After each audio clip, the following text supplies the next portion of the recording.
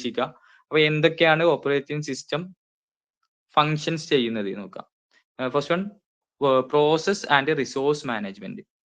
അല്ലെ, നമുക്ക് ഒരു വർക്ക് ചെയ്യണം എന്നുണ്ടെങ്കിൽ അതിനെയാണ് നമ്മൾ ഒരു പ്രോസസ് എന്ന് പറയുന്നത്. പ്രോസസ് അല്ലെ, ഈ പ്രോസസ്സിന്റെയും റിസോഴ്സിന്റെയും, റിസോഴ്സ് എന്ന് പറഞ്ഞാൽ CPU ഒരു റിസോഴ്സ് ആണ്, അല്ലെങ്കിൽ മെമ്മറി ഒരു റിസോഴ്സസ് ആണ്, പിന്നെ അതുപോലെ ഫയൽസ് ഒരു റിസോഴ്സസുകളാണ്. ഓക്കെ, ഇൻപുട്ട് ഔട്ട്പുട്ട് ഡിവൈസുകൾ റിസോഴ്സുകളാണ്. ഈ റിസോഴ്സുകളുടെയോ IO ഡിവൈസുകൾ അല്ലെ, ഈ റിസോഴ്സുകളുടെയോ നമ്മൾ ഉദ്ദേശിക്കുന്ന പ്രോസസ്സിന്റെയോ മാനേജ്മെന്റ് ചെയ്യുന്നത് and the device management. Device management എന്ന് പറഞ്ഞാൽ ഇപ്പൊ ഒരു പ്രിന്റർ. ഓക്കെ, ഈ പ്രിന്റർ വർക്ക് ചെയ്യണം എന്നുണ്ടെങ്കിൽ ഒരു പ്രിന്ററിന്റെ ഡ്രൈവർ വേണ്ടത് അല്ലേ? ഓക്കെ, ഇപ്പൊ ഇത്തരം കാര്യങ്ങളൊക്കെ മാനേജ് ചെയ്യുക, device management and memory management, then the file management. Okay, അതാണ് എന്ത് ഫങ്ഷൻസ് ഓഫ് ഓപ്പറേറ്റിംഗ് സിസ്റ്റം. അപ്പൊ നമ്മൾ ഇനി എന്താ ചെയ്യുന്നത് പറഞ്ഞാൽ ഓരോ ഫംഗ്ഷൻ എടുത്തിട്ട് അതിൽ എന്തൊക്കെ കാര്യങ്ങളാണ് വരുന്നത്.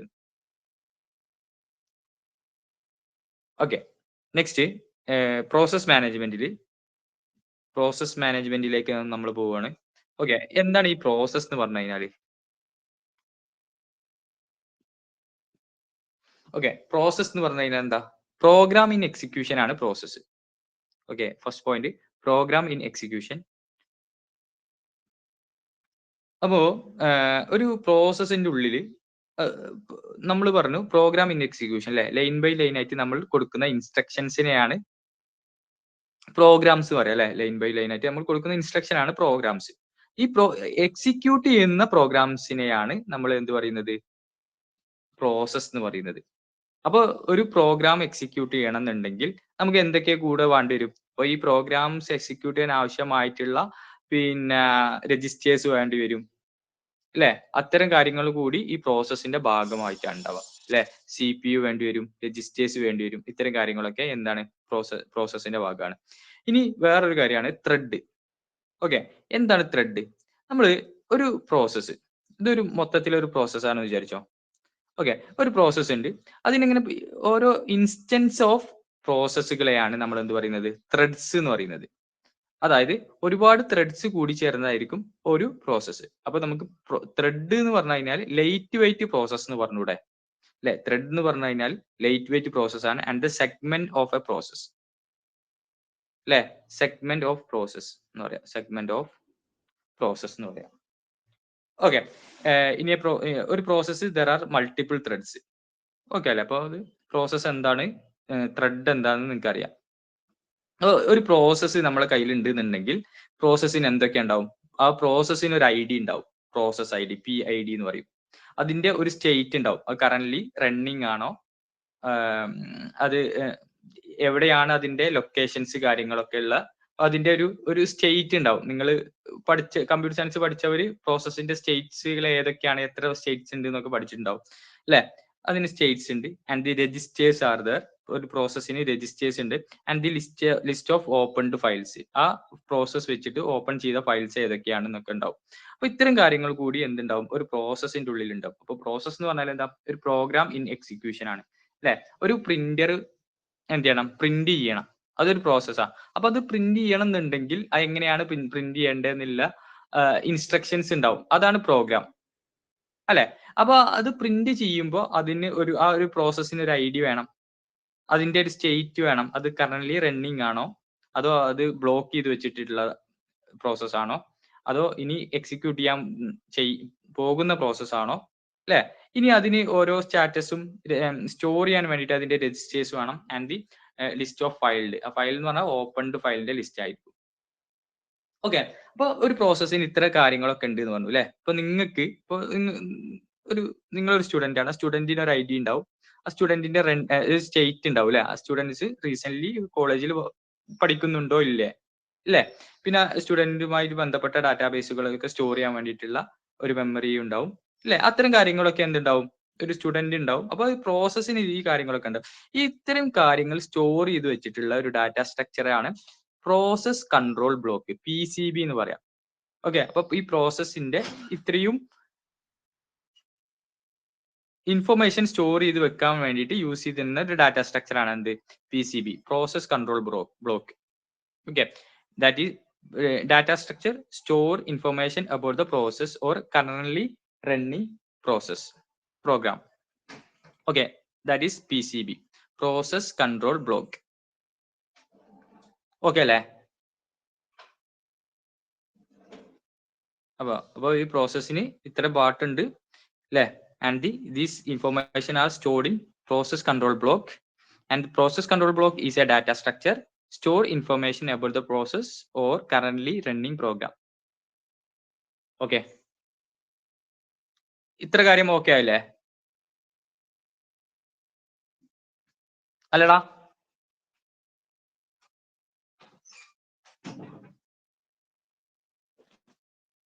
ഓക്കെ അല്ലേ? ഓക്കെ, ശരി. ഇനി പ്രോസസ്സിന് നമ്മൾ സ്റ്റേറ്റ്സ് ഉണ്ട് എന്ന് പറഞ്ഞു അല്ലേ? പ്രോസസ്സിന് we have 5 states for a process. ഒരു പ്രോസസ് എന്ന് പറഞ്ഞാൽ 5 സ്റ്റേറ്റുകളാണ് ഉള്ളത്. അപ്പൊ ഏതൊക്കെയാണ് സ്റ്റേറ്റ്സ്? ഫസ്റ്റ് വൺ ന്യൂ എന്ന് പറഞ്ഞിട്ടുള്ള ഒരു state, new, ready, running, waiting and terminate. 5 process ആണ്, 5 സ്റ്റേറ്റ്സുകളാണുള്ളത്. ക്വസ്റ്റ്യൻ ചോദിക്കും എത്ര പ്രോസസ് ആണെന്ന് ചോദിക്കും, എത്ര സ്റ്റേറ്റ്സ് ആണെന്ന് ചോദിക്കും. And the which of the following is not a state of that process States.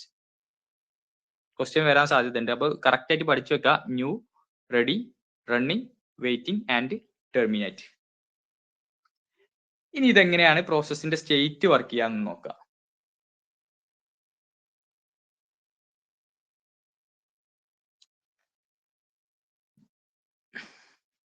പറയട്ടെ. ഓക്കെ, ഒരു പ്രോസസ്സ് ഇപ്പൊ നമുക്ക് പ്രിന്റ് ചെയ്യണം, അല്ലെങ്കിൽ ഒരു MP3 ഫയൽ റൺ ചെയ്യണം, അല്ലെങ്കിൽ വേർഡ് ഡോക്യുമെന്റിൽ വർക്ക് ചെയ്യാം. ഇതൊക്കെ ഒരു പ്രോസസ് ആണ് അല്ലേ? ഇനി ഈ പ്രോസസ്സ് എന്ന് പറഞ്ഞാൽ പ്രോഗ്രാം ഇൻ എക്സിക്യൂഷൻ. അപ്പൊ എക്സിക്യൂട്ട് ചെയ്യുന്നതിന് മുന്നേ ആ പ്രോഗ്രാം എവിടെ ഉണ്ടാവുക? അത് തീർച്ചയായിട്ടും അതൊരു ഹാർഡ് ഡിസ്കിന്റെ ഉള്ളിൽ പെർമനന്റ് സ്റ്റോറേജ് ഡിവൈസിലാണ് ഉണ്ടാവുക അല്ലെ? ഒരു ഹാർഡ് ഡിസ്കിന്റെ ഉള്ളിൽ അല്ലെങ്കിൽ ഒരു സെക്കൻഡറി മെമ്മറിയിലായിരിക്കും ആ പ്രോഗ്രാം ഉണ്ടാവുക. ആ പ്രോഗ്രാം, അതായത് നമ്മൾ എടുക്കാൻ പോകുന്ന പ്രോഗ്രാമിന്റെ സ്റ്റേറ്റ് ആണ് എന്ത്? ന്യൂ.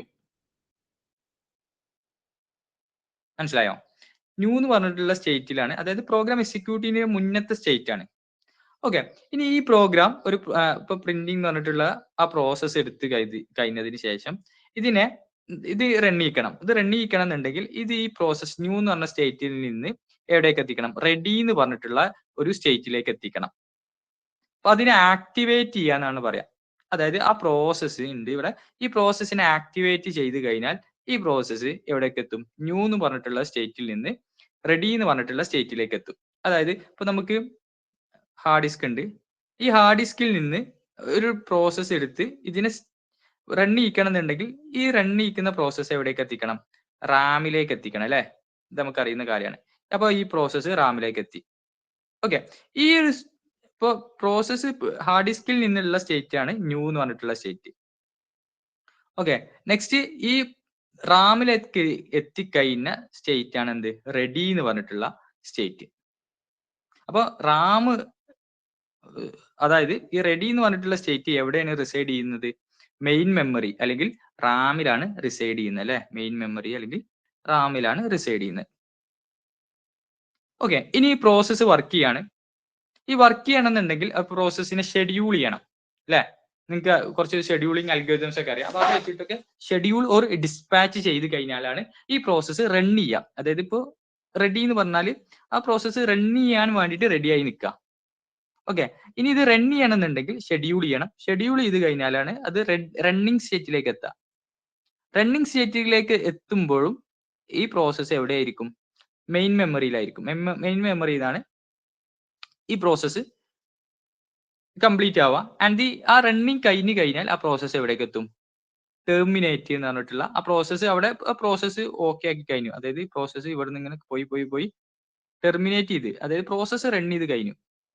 അത് റൺ ചെയ്ത് കഴിഞ്ഞ പ്രോസസ്സിന്റെ സ്റ്റേറ്റ് ആണത് ടെർമിനേറ്റ്. അതായത് ആ പ്രോസസ്സ് കംപ്ലീറ്റോ അല്ലെങ്കിൽ എക്സിറ്റോ ആയി കഴിഞ്ഞാൽ ആ പ്രോസസ് ആണ് എന്ത്? ടെർമിനേറ്റ്. കിട്ടിയോ? അപ്പൊ ഇവിടെ 4 പ്രോസസ്സും നിങ്ങൾക്ക് ഒരു യാതൊരു പ്രശ്നമില്ലാതെ പോകുന്ന 4 സ്റ്റേറ്റുകളാണ് ഉള്ളത്. ഓക്കെ, ഇനിയിപ്പോ ഒരു റണ്ണിങ് പ്രോസസ്സ് ഇങ്ങനെ റൺ ചെയ്തുകൊണ്ടിരിക്കുക. അപ്പൊ ഇതിന്റെ ഇടയിൽ വെച്ചിട്ട് നമ്മൾ ഇത് ടെർമിനേറ്റ് ചെയ്യാൻ പോവുമായിരുന്നു, റണ്ണിങ് സ്റ്റേറ്റിലാണുള്ളത്. അപ്പൊ ഇതിന്റെ ഇടയിൽ വെച്ചിട്ട് ഒരു IO റിക്വസ്റ്റ് ഒക്കെ വന്നു കഴിഞ്ഞാൽ,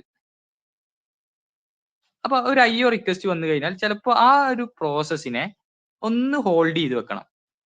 ഓക്കെ, ആ ഹോൾഡ് ചെയ്ത് വെക്കുമ്പോൾ ആ ഹോൾഡ് ചെയ്ത് വെച്ചിട്ടുള്ള സ്റ്റേറ്റിനെയാണ് വെയിറ്റിംഗ് സ്റ്റേറ്റ് എന്ന് പറയുന്നത്.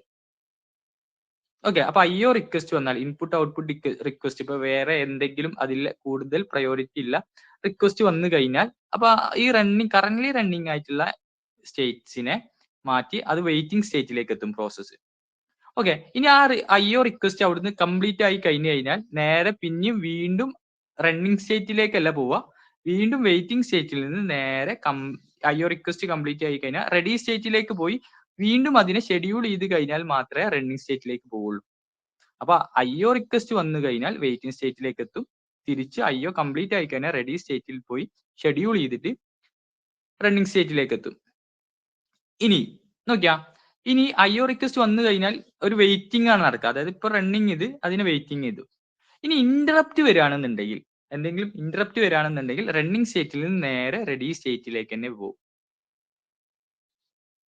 ഓക്കെ, അപ്പൊ ഇതാണ് എന്ത് സ്റ്റേറ്റ്സ് ഓഫ് പ്രോസസ്. ഒരു പ്രോസസ്സിന്റെ സ്റ്റേറ്റ് റണ്ണിങ്ങിന് വേണ്ടി, അല്ലെങ്കിൽ ഒരു പ്രോസസ്സ് കംപ്ലീറ്റ് ആവുന്നത് വരെയുള്ള ആ പ്രോസസ്സിന്റെ സ്റ്റേറ്റുകളാണ്. ഓക്കെ, ഡൗട്ട്സ് ആരെങ്കിലും ഉണ്ടോ, പ്രശ്നമുണ്ടോ?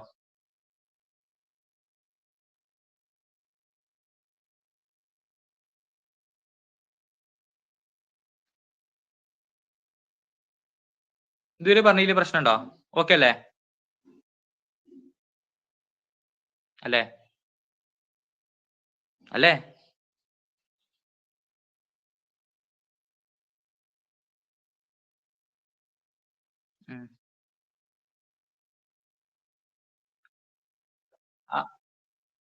അത് ഇപ്പൊ ജാവയിലൊക്കെ നോക്കുന്ന സമയത്ത് പിന്നെ ഇനിറ്റ് സ്റ്റാർട്ട് അങ്ങനത്തെ സംഭവമൊക്കെ ഉണ്ട്. ഇപ്പൊ നമ്മളൊരു ഓപ്പറേറ്റിംഗ് സിസ്റ്റത്തിന്റെ ഒരു ബേസിക് കാര്യം വെച്ച് പറയുകയാണെന്നുണ്ടെങ്കിൽ ഇങ്ങനെയാണ് പറയാം. അപ്പൊ മറ്റേ ജാവ സ്റ്റേറ്റ്സുകളായിരിക്കും അല്ലെ, സ്റ്റാർട്ട് എന്നൊക്കെ പറഞ്ഞിട്ട് അല്ലെ. ഓപ്പറേറ്റിംഗ് സിസ്റ്റത്തിന്റെ സ്റ്റേറ്റ്സ് ന്യൂ വെച്ചിട്ടാണ് സ്റ്റാർട്ട് ചെയ്യുക.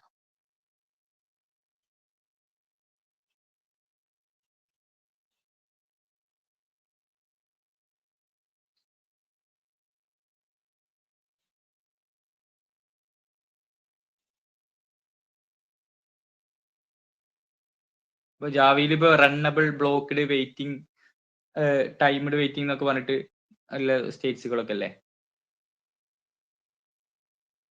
അത് നിങ്ങൾ നോക്കണ്ട, ഇത് പഠിച്ചാൽ മതി.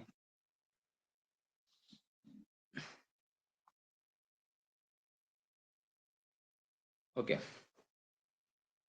നോക്കിയാ, ഇനി ഇപ്പൊ ന്യൂ എന്ന് പറഞ്ഞിട്ടുള്ള ഈ സ്റ്റേറ്റിൽ നിന്ന് റെഡി എന്ന് പറഞ്ഞിട്ടുള്ള സ്റ്റേറ്റിലേക്ക് എത്തണം. അപ്പൊ ന്യൂ എന്ന് പറഞ്ഞാൽ സെക്കൻഡറി മെമ്മറിയിൽ റിസൈഡ് ചെയ്യുന്ന ഒരു പ്രോസസ്സ് എങ്ങോട്ടേക്ക് പാസ് ചെയ്യുന്നുണ്ട്, മെയിൻ മെമ്മറിയിലേക്ക് പാസ് ചെയ്യുന്നുണ്ട് അല്ലെ. അപ്പൊ മെയിൻ മെമ്മറി ഇപ്പൊ റെഡി സ്റ്റേറ്റും റണ്ണിങ് സ്റ്റേറ്റും ഒക്കെ മെയിൻ മെമ്മറിയിൽ തന്നെ. ഓക്കെ, ഇനി ന്യൂ എന്ന് പറഞ്ഞിട്ടുള്ള സ്റ്റേറ്റിൽ നിന്ന് അല്ലെങ്കിൽ സെക്കൻഡറി മെമ്മറിയിൽ നിന്ന് പ്രൈമറി മെമ്മറിയിലേക്ക് ഈ ഒരു പ്രോസസ്സിനെ പറഞ്ഞയക്കുന്നില്ലേ, ഇതിനെയാണ് ലോങ് ടേം ഷെഡ്യൂളിംഗ് എന്ന് പറയുന്നത്. Long term scheduling. അപ്പൊ ഇതിനെ പറ്റി നമുക്ക് പറയാം. അപ്പൊ പ്രോസസ് ഷെഡ്യൂളിംഗ്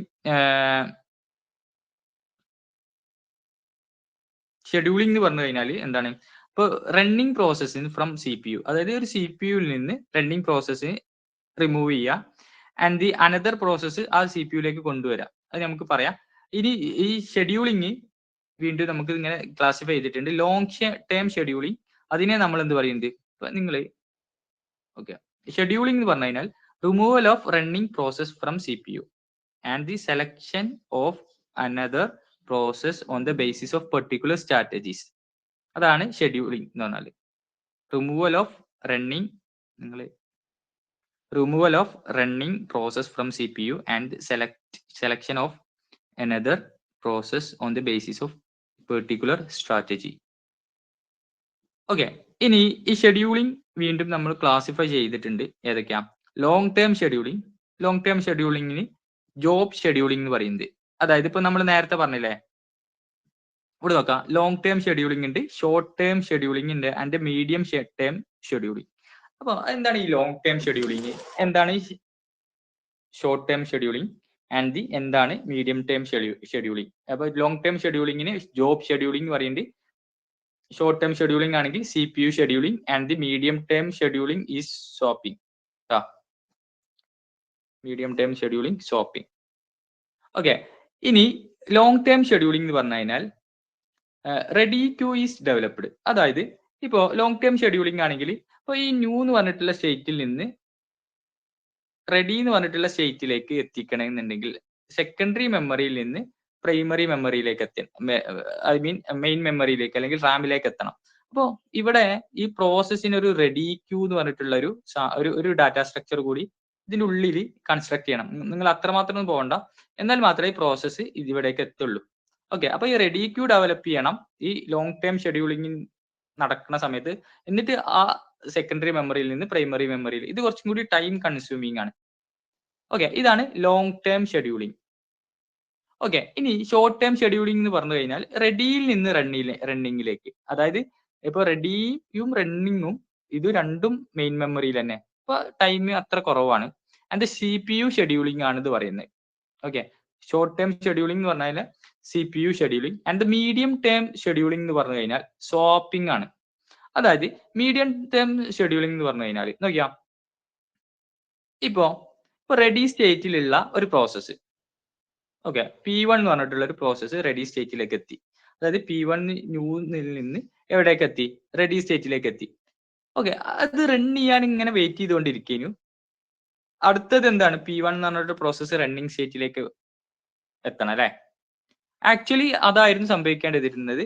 ബട്ട് അതിന്റെ മുന്നേ ഒരു P2 എന്ന് പറഞ്ഞിട്ടുള്ള ഒരു പ്രോസസ്സ് റെഡി സ്റ്റേറ്റിലേക്ക് എത്തി. ഇതാണെങ്കിൽ ഹൈ പ്രയോറിറ്റി പ്രോസസ്സാണ്. അപ്പൊ എന്ത് ചെയ്യും, ഈ ഹൈ പ്രയോറിറ്റി പ്രോസസ്സിനെ ആദ്യം നടത്താൻ വേണ്ടിയിട്ട് ഈ P2നെ നേരെ എവിടേക്ക് കൊണ്ടുപോകും, റണ്ണിങ് സ്റ്റേറ്റിലേക്ക് പോകും. ഓക്കെ, അപ്പൊ എന്തുണ്ടാവും, റണ്ണിങ് സ്റ്റേറ്റിലേക്ക് പോകാൻ വേണ്ടിയിട്ട് ആ അറ്റ ഇൻസ്റ്റന്റിൽ P1 എന്ന് പറഞ്ഞൊരു പ്രോസസ് ഇല്ലേ, P1 എന്ന് പറഞ്ഞ പ്രോസസ്സ് ഒരു സസ്പെൻഡഡ് റെഡി എന്ന് പറഞ്ഞിട്ടുള്ള സ്റ്റേറ്റിലേക്ക് പോകും. ഓക്കെ, സസ്പെൻഡഡ് റെഡി എന്ന് പറഞ്ഞിട്ടുള്ള ഒരു പ്രോസസ്സിലേക്ക് പോകും. ഇത് സെക്കൻഡറി മെമ്മറിയാ. ഓക്കെ, അതായത് ഈ മെയിൻ മെമ്മറിയിൽ നിന്ന് സെക്കൻഡറി മെമ്മറിയിലേക്ക് ഒരു കുറച്ചു നേരത്തിന് ഒരു ബ്ലോക്കേജ് വന്ന്, ഇതിനെയാണ് ശരിക്ക് സ്വാപ്പിംഗ് എന്ന് പറയുന്നത്. അപ്പൊ നിങ്ങൾ ഇത്ര ഒന്നും പഠിക്കേണ്ട ആവശ്യമില്ല.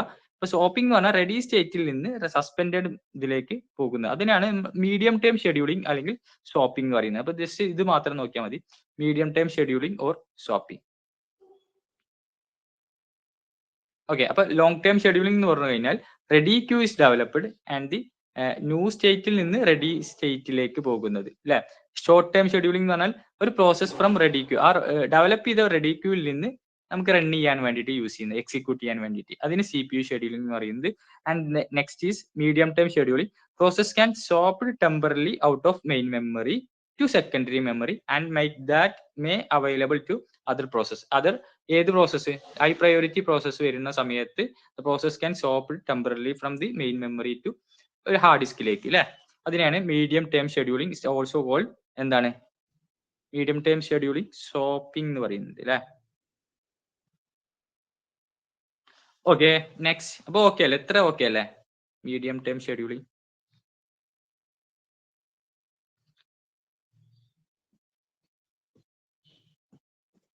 ഓക്കെ,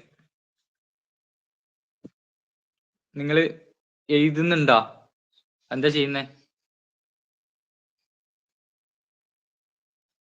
എഴുതുന്നുണ്ടാ ഉണ്ടാ? ഓക്കെ, എന്നാ കഴിഞ്ഞാലൊന്ന് പറയണേ, എഴുതി കഴിഞ്ഞാലൊന്ന് പെട്ടെന്ന് പറയണം.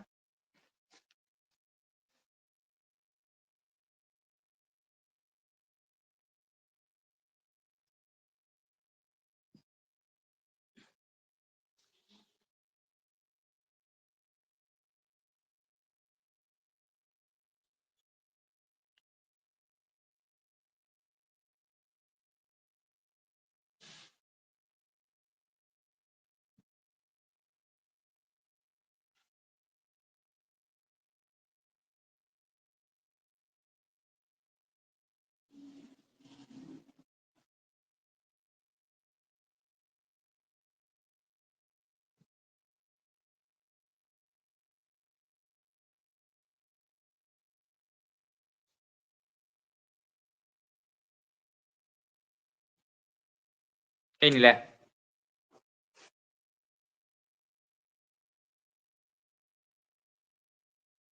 ഓക്കെ, നെക്സ്റ്റ് നമുക്കൊരു പ്രോസസ് ഉണ്ട്. ഈ പ്രോസസ്സിന്റെ ചൈൽഡ് പ്രോസസ്സിനെ ക്രിയേറ്റ് ചെയ്യാൻ വേണ്ടിയിട്ട് യൂസ് ചെയ്യുന്ന ഒരു സിസ്റ്റം കോൾ ആണ് എന്ത്? ഫോർക്ക് എന്ന് പറഞ്ഞിട്ട്. അപ്പൊ ജസ്റ്റ് ഒന്ന് മൈൻഡിൽ വെച്ചോ.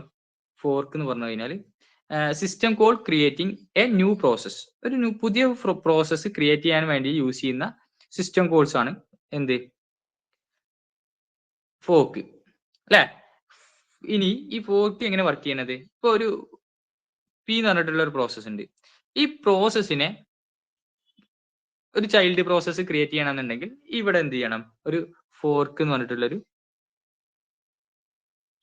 സിസ്റ്റം കാൾ വിളിക്കും. ഫംഗ്ഷൻ ആണ്.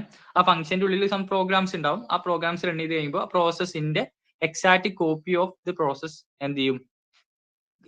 ക്രിയേറ്റ് ആവും. അത്രേ ഉള്ളൂ. ഓക്കെ, അപ്പൊ ഇവിടെ നോക്കിയാ, ഒരു തവണ അപ്പൊ ഇത് ഇത്ര വരെ അല്ല കേട്ടോ, ഇതിന്റെ താഴത്തേക്ക് ഇല്ല. നോക്കിക്കോ, ഇവിടുന്ന് മുതൽ പറയാണ്. പ്രോസസ് ഉണ്ട്. ഈ പ്രോസസ്സ് ഒരു തവണ ഫോർക്ക് വിളിച്ച്. ഫോർക്ക് വിളിക്കുമ്പോ സമയത്ത് ഈ പ്രോസസ്സിന്റെ എക്സാക്ട് ഒരു പ്രോസസ്സ് എന്താ ക്രിയേറ്റ് ആവും. ആൻഡ് അപ്പൊ ഒറ്റ പ്രോസസ്സ് മാത്രമേ ക്രിയേറ്റ് ആവുള്ളൂ. ആൻഡ് ഈ പ്രോസസ് ആണ് എന്ത്? ഇതാണ് എക്സാക്ട് ഇതിന്റെ പാരന്റ്. മനസ്സിലായോ? അതായത് പ്രോസസ്സ് ഒരു വട്ടം ഫോർക്ക് വിളിച്ചാൽ അതിന്റെ ഒരു ചൈൽഡ് പ്രോസസ്സ് ക്രിയേറ്റ് ആവും. ഓക്കെ, അപ്പൊ നമ്മൾ ചൈൽഡിനെ പ്രോസസ് ചൈൽഡ് നട്ടു. ഓക്കെ, അപ്പൊ ഈ സാധനം തന്നെയാണ് ഇപ്പൊ ഫോർക്ക് വിളിച്ച് ഒരു ചൈൽഡ് ക്രിയേറ്റ് ആയി. ഓക്കെ, അപ്പൊ ഒരു വട്ടം ഫോർക്ക് വിളിച്ചാൽ എത്ര പ്രോസസ്സ് ബാക്കി ഉണ്ടാവും? ആ ഉള്ള പ്രോസസ്സും ഉണ്ടാവും, പിന്നെ ആ പ്രോസസ്സിന്റെ ചൈൽഡും ഉണ്ടാവും. ഓക്കെ, ഇനി ഒരു തവണ കൂടി ഫോർക്ക് വിളിച്ചു വിചാരിച്ചോ. ഒരു തവണ കൂടി ഫോർക്ക് വിളിച്ച് അപ്പൊ എത്ര ഉണ്ടാവും? ഇപ്പൊ ഉള്ള ഈ പ്രോസസ് ഇല്ലേ അല്ലെ? ഈ പ്രോസസ് ഉണ്ട് ഇവിടെ ഓൾറെഡി ഉള്ള പ്രോസസ്സ് എന്താ?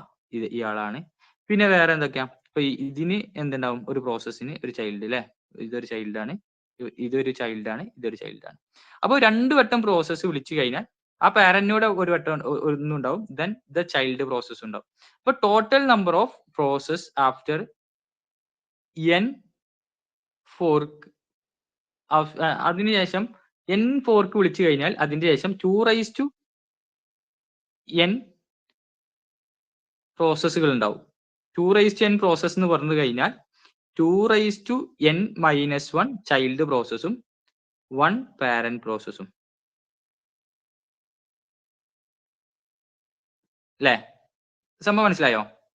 മൊത്തം 2n പ്രോസസ് ഉണ്ടാവും ഒരു തവണ ഫോർക്ക് വിളിച്ചു കഴിഞ്ഞാൽ. അതിൽ ചൈൽഡ് പ്രോസസ് എന്ന് പറഞ്ഞു കഴിഞ്ഞാൽ 2n-1. അതായത് ഇപ്പൊ ഇവിടെ നമ്മൾ 2 തവണ അല്ല ഫോർക്ക് വിളിച്ചത്. അപ്പൊ 2/2 4 പ്രോസസ്സുകൾ ഉണ്ടാവും അല്ലെ? 1, 2, 3, 4. അതിൽ എത്ര പ്രോസസ്സാണ് ചൈൽഡ് ആയിട്ട് പുതിയതായിട്ട് ക്രിയേറ്റ് ചെയ്ത്? 3 പ്രോസസ്സാണ് ചൈൽഡ് ആയിട്ട് ക്രിയേറ്റ് ചെയ്ത്. Then 1 parent easy. അതായത് 2n-1 ചൈൽഡ് പ്രോസസ്സും ആൻഡ് ദി 1 പാരന്റ് പ്രോസസ്സും. ഓക്കെ അല്ലേ?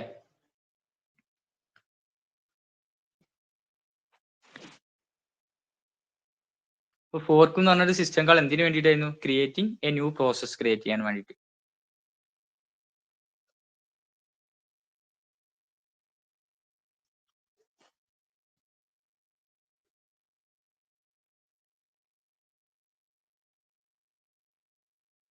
ഓക്കെ മക്കളെ,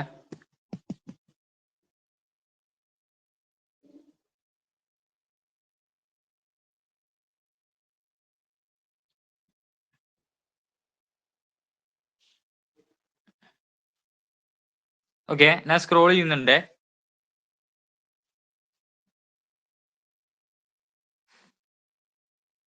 കഴിഞ്ഞില്ലേ? ഫോർക്ക് കഴിഞ്ഞില്ലേ?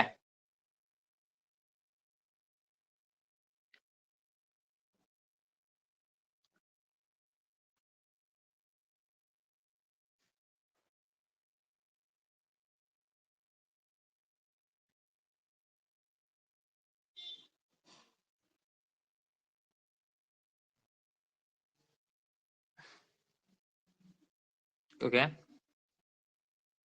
Okay next scheduling algorithms. Okay, അതായത് നമ്മൾ റെഡി സ്റ്റേറ്റിൽ നിന്ന് റണ്ണിങ് സ്റ്റേറ്റിലേക്ക് ഒരു പ്രോസസ്സിനെ എത്തിക്കാന്ന് പറയുന്നതിന് നമ്മൾ ഷെഡ്യൂളിംഗ് എന്ന് പറയും അല്ലെ? ഇങ്ങനെ ഷെഡ്യൂളിംഗ് ചെയ്യണം എന്നുണ്ടെങ്കിൽ കുറച്ച് അൽഗോരിതംസ് വർക്ക് ചെയ്യണം. ഓക്കെ, അപ്പൊ ആ അൽഗോരിതംസ് ആണ് എന്ത് പറയുന്നത്? ഷെഡ്യൂളിംഗ് അൽഗോരിതംസ് എന്ന് പറയുന്നത്. അതായത് രണ്ട് കാറ്റഗറി ഓഫ് ഷെഡ്യൂളിംഗ് അൽഗോരിതം ആണ് ഉള്ളത്. First one non pre-emptive scheduling algorithm, non pre-emptive scheduling algorithm and the pre-emptive scheduling algorithm. Non pre-emptive scheduling algorithm ആണെന്നുണ്ടെങ്കിൽ, അതായത് നോൺ പ്രീഎംപ്റ്റീവ് ഷെഡ്യൂളിംഗ് അൽഗോരിതം ആണെന്നുണ്ടെങ്കിൽ ആ പ്രോസസ്സ്, ഇപ്പൊ ഒരു പ്രോസസ് P1 എന്ന് പറഞ്ഞിട്ടുള്ള ഒരു പ്രോസസ്സ്, ഞാൻ ഇതിന്റെ ഡെഫിനിഷൻ ആദ്യം വായിച്ചു തരാം. നോൺ പ്രീഎംപ്റ്റീവ് ആണെന്നുണ്ടെങ്കിൽ process start executing it's run to complete. അതായത് P1 എന്ന് പറഞ്ഞ പ്രോസസ് ഉണ്ട്, ഇത് കഴിയുന്നത് വരെ ഈ P1, അതായത് ഈ P1 കംപ്ലീറ്റ് ആവുന്നത് വരെ P1 തന്നെ ആയിരിക്കും ആ ഒരു CPU ഉണ്ടാവാം. അതിനുശേഷം മാത്രമേ നെക്സ്റ്റ് പ്രോസസ്സ് എടുക്കുള്ളൂ. ഇതിനെയാണ് നമ്മൾ എന്ത് പറയുന്നത്, നോൺ പ്രീഎംപ്റ്റീവ് ഷെഡ്യൂളിംഗ് അൽഗോരിതം എന്ന് പറയുന്നത്. അതായത് ഒരു പ്രോസസ്സ് എക്സിക്യൂട്ട് ചെയ്യാൻ വേണ്ടിയിട്ട് സ്റ്റാർട്ട് ചെയ്ത് കഴിഞ്ഞാൽ അതിനെ കംപ്ലീറ്റ് ചെയ്ത ശേഷം മാത്രമേ ഉള്ളൂ അടുത്ത പ്രോസസ്സ് എക്സിക്യൂട്ട് ചെയ്യാൻ തുടങ്ങുള്ളൂ. നോൺ പ്രീഎംപ്റ്റീവ് ആണത്. ആൻഡ് ദി പ്രീഎംപ്റ്റീവ് പറഞ്ഞു കഴിഞ്ഞാൽ നമുക്ക് ഈ പ്രോസസ്സ് എക്സിക്യൂട്ട് ചെയ്യാൻ വേണ്ടിയിട്ട് സ്റ്റാർട്ട് ചെയ്താൽ അതിനെ കംപ്ലീറ്റ് ചെയ്യണം എന്നൊന്നുമില്ല. കംപ്ലീറ്റ് ചെയ്യാതെ തന്നെ നമുക്ക് ആ പ്രോസസ്സിനെ അവിടെ സസ്പെൻഡ് ചെയ്യാം, നെക്സ്റ്റ് പ്രോസസ്സ് വരുത്താം. ഓക്കെ, ഈ നെക്സ്റ്റ് പ്രോസസ്സിന്റെ ഷെഡ്യൂളിംഗ് കഴിഞ്ഞതിന് ശേഷമോ അല്ലെങ്കിൽ അതിനെ നമുക്ക് സസ്പെൻഡ് ചെയ്തിട്ട് അടുത്ത പ്രോസസ്സ് കൊണ്ടുവരാം. അങ്ങനെ ഒരു സ്ട്രാറ്റജി, അതായത് എപ്പോ വേണമെങ്കിലും നമുക്ക് ആ ഒരു സ്റ്റേറ്റിൽ നിന്ന് തിരിച്ചെടുത്ത് ബാക്കിയുള്ള റിമൈനിങ് പാർട്ടിനെ എക്സിക്യൂട്ട് ചെയ്യാൻ വേണ്ടിയിട്ട് സ്റ്റാർട്ട് ചെയ്യാൻ പറ്റുന്ന തരത്തിലുള്ള അൽഗോരിതംസ് ആണ് pre-emptive scheduling algorithm. Okay, non pre-emptive scheduling അൽഗോരിതത്തിന്റെ എക്സാമ്പിൾസ് ആണ്. നോൺ പ്രീഎംപ്റ്റീവ് എന്ന് പറഞ്ഞു കഴിഞ്ഞാൽ എക്സിക്യൂട്ട് ചെയ്യാൻ സ്റ്റാർട്ട് ചെയ്ത് കഴിഞ്ഞാൽ അത് മൊത്തത്തിൽ കംപ്ലീറ്റ് ചെയ്തതിന് ശേഷം മാത്രമേ അടുത്ത പ്രോസസ്സ് തുടങ്ങാൻ പറ്റുള്ളൂ. അതിന്റെ എക്സാമ്പിൾസ് ആണ് first come first serve, shortest job first and the priority scheduling. Okay, preemptive ആണെങ്കിൽ അതിന്റെ എക്സാമ്പിൾസ് ആണ് SRTN എന്ന് പറഞ്ഞാൽ shortest remaining time next, then round robin. Okay, just ഒന്ന് എഴുതി വെക്കാം.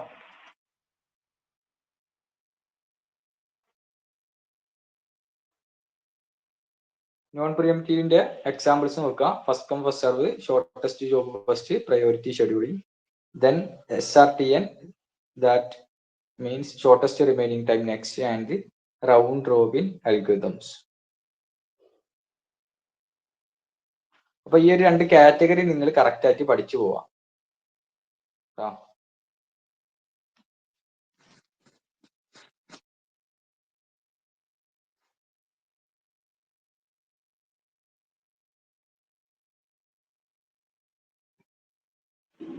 ഓക്കെ അല്ലേ?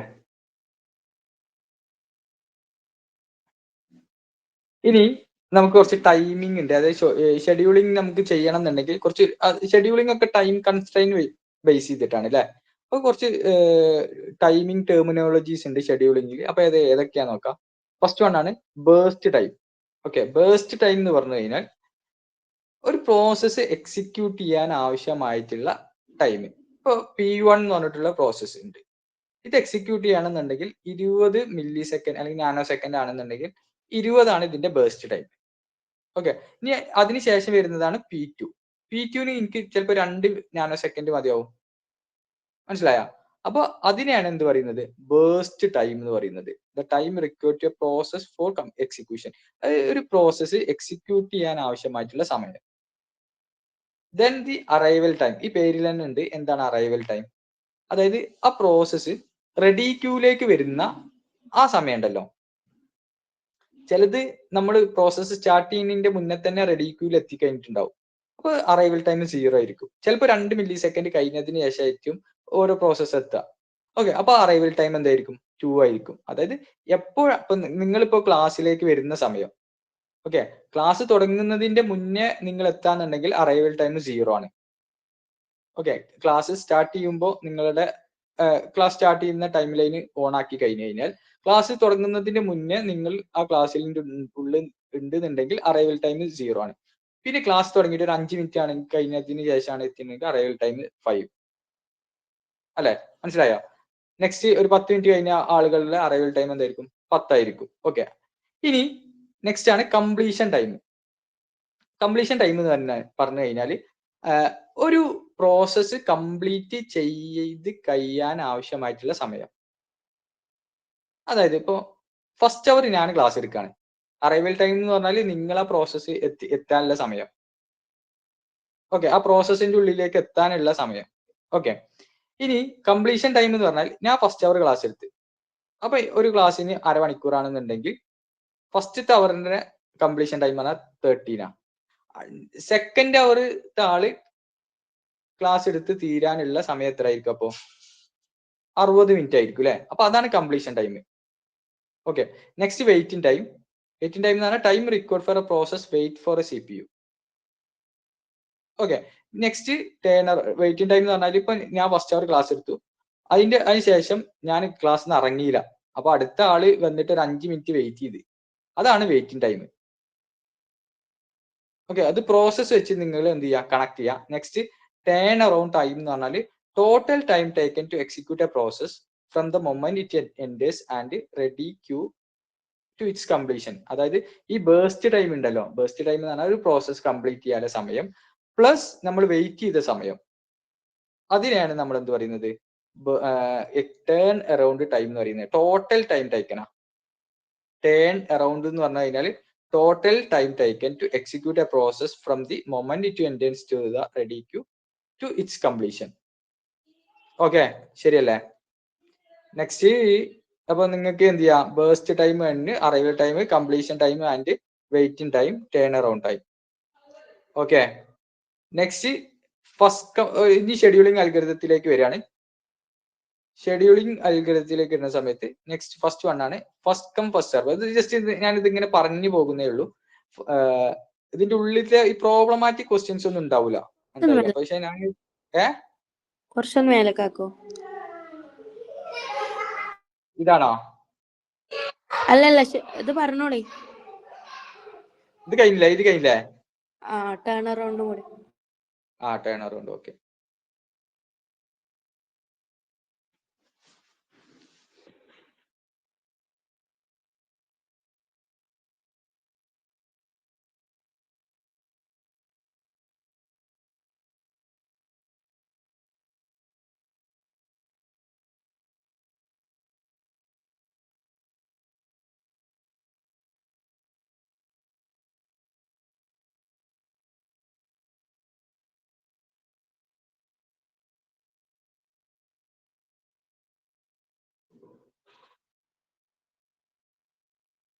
Okay. Next first come first serve. First come first serve എന്ന് പറഞ്ഞു കഴിഞ്ഞാൽ നോക്കിയാ, ഫസ്റ്റ് കം ഫസ്റ്റ് സെർവ് എന്ന് പറഞ്ഞു കഴിഞ്ഞാൽ നമുക്ക് ഇതൊരു ഷെഡ്യൂളിംഗ് അൽഗോരിതത്തിലേക്ക് നമ്മൾ ഇനി കടക്കാണ് കേട്ടോ. ഫസ്റ്റ് കം ഫസ്റ്റ് സെർവ് ആണ്. അപ്പൊ പ്രോസസ് ഉണ്ട്. അപ്പൊ നമുക്ക് തരുന്നത് എന്തൊക്കെയായിരിക്കും? പ്രോസസ് ഉണ്ട്, P1 P2 P3 എന്ന് പറഞ്ഞിട്ട് 3 പ്രോസസ് ആണുള്ളത്. ഇതിനെങ്ങനെയാണ് ഷെഡ്യൂൾ ചെയ്യാന്നാണ് നമ്മൾ നോക്കുന്നത് with the first come first serve algorithm. Okay, ഇനി ഇതിന്റെ ബേസ്റ്റ് ടൈം തന്നിട്ടുണ്ട്. ബേസ്റ്റ് ടൈം എന്ന് പറഞ്ഞാൽ ഇപ്പൊ P1 എന്ന് പറഞ്ഞ പ്രോസസ്സ് കംപ്ലീറ്റ് ചെയ്യാൻ വേണ്ടിയിട്ടുള്ള സമയം 24 മില്ലി സെക്കൻഡോ അല്ലെങ്കിൽ എന്തെങ്കിലും ഒരു യൂണിറ്റ് ഉണ്ടാവും. ദെൻ ദി P2 കംപ്ലീറ്റ് ചെയ്യാൻ 3 യൂണിറ്റ് ആണ്, P3 കംപ്ലീറ്റ് ചെയ്യാനും 3 യൂണിറ്റ്സ് ആണ് ഉള്ളത്. Okay, first come first serve എന്ന് പറഞ്ഞാൽ നിങ്ങൾക്കറിയാം എന്താണ്, ഫസ്റ്റ് വന്ന പ്രോസസ്സ്. ഇപ്പൊ റെഡി ക്യൂലേക്ക് ഫസ്റ്റ് വന്ന പ്രോസസ്സ് P1 ആണ് അല്ലെ? അപ്പൊ P1 ഷെഡ്യൂൾ ചെയ്തു. ഇതാണ് ഷെഡ്യൂളിംഗ് ഗാൺ ചാർട്ട് കേട്ടാ. P1 ഷെഡ്യൂൾ ചെയ്തു. P1 0-ലാണ് അറൈവ് ചെയ്തത് അല്ലെ? 0-ലാണ്. അപ്പൊ 0 മുതൽ സ്റ്റാർട്ട് ചെയ്തു. ആൻഡ് P1 കംപ്ലീറ്റ് ചെയ്യാൻ വേണ്ടിയിട്ടുള്ള സമയം എത്ര? 24 ആ. കിട്ടിയ? P1 കംപ്ലീറ്റ് ചെയ്യാനുള്ള സമയം 24 ആണ് ഉള്ളത് അല്ലെ? ഓക്കെ, 24 കിട്ടി. Next first come first serve ആണ്. P1 കംപ്ലീറ്റ് ചെയ്ത് കഴിഞ്ഞു. നെക്സ്റ്റ് എന്താ? P1 കംപ്ലീറ്റ് ചെയ്ത് കഴിഞ്ഞാൽ P2 നമ്മൾ എന്ത് ചെയ്യണം? പ്രോസസ്സിലേക്ക് ഷെഡ്യൂളിംഗിലേക്ക് കൊണ്ടുവരണം. P2 കംപ്ലീറ്റ് ചെയ്യാൻ സമയം എത്ര? 3 ആണ്. അപ്പൊ എന്ത് ചെയ്യും? ടോട്ടൽ ടൈം എത്ര വരും? 24 പ്ലസ് 3 അല്ലെ? 24 പ്ലസ് 3 അല്ലെ? 24 പ്ലസ് 3. അപ്പൊ എന്ത് വരും? 27 ആണ് P2 കംപ്ലീറ്റ് ചെയ്യാനുള്ള സമയം.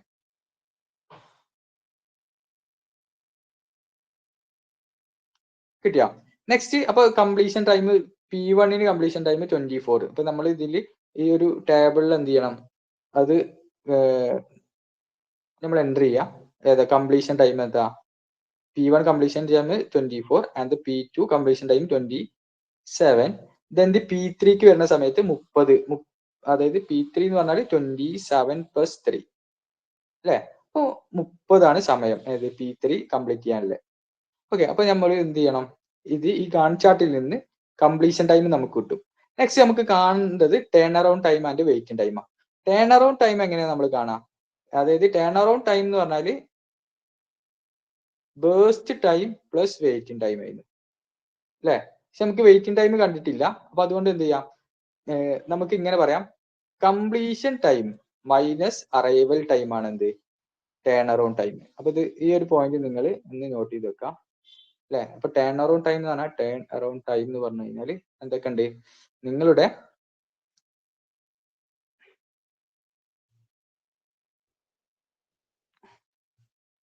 ബേസ്റ്റ് ടൈം അല്ലെ, burst time plus waiting time. അല്ലാന്നുണ്ടെങ്കിൽ എന്താ, അല്ലാന്നുണ്ടെങ്കിൽ completion time minus arrival time. അതായത് ടേൺ അറൗണ്ട് ടൈം ഇപ്പൊ ഇത് കാണുന്നുണ്ടെങ്കിൽ, ഇപ്പൊ ടേൺ അറൗണ്ട് ടൈം ഇത് കാണുന്നുണ്ടെങ്കിൽ completion time minus arrival time ഇത് രണ്ടും മൈനസ് ചെയ്താൽ മതി. ഓക്കെ, അപ്പൊ ഞാൻ ഇത് ജസ്റ്റ് ഇങ്ങനെ എഴുതി വെക്കാം, completion time minus arrival time. ഇത് മൈനസ് ചെയ്ത് കഴിഞ്ഞാൽ ഏത് കിട്ടും, നമുക്ക് ടേൺ അറൗണ്ട് ടൈം കിട്ടും. ഓക്കെ, അപ്പൊ ടേൺ അറൗണ്ട് ടൈം കിട്ടി. ഇതിൽ നിന്ന് ഇപ്പൊ ടേൺ അറൗണ്ട് ടൈമിൽ നിന്ന് നമുക്ക് ടേൺ അറൗണ്ട് ടൈമും ബേസ്റ്റ് ടൈമും മൈനസ് ചെയ്ത് കഴിഞ്ഞാൽ നമുക്ക് എന്ത് കിട്ടും, വെയിറ്റിംഗ് ടൈം കിട്ടും. ജസ്റ്റ് ഇങ്ങനെ എനിക്കിത് നോക്കി മനസ്സിലാക്കാം. അപ്പൊ എന്ത് കിട്ടും, ഇത് വെയിറ്റിംഗ് ടൈം.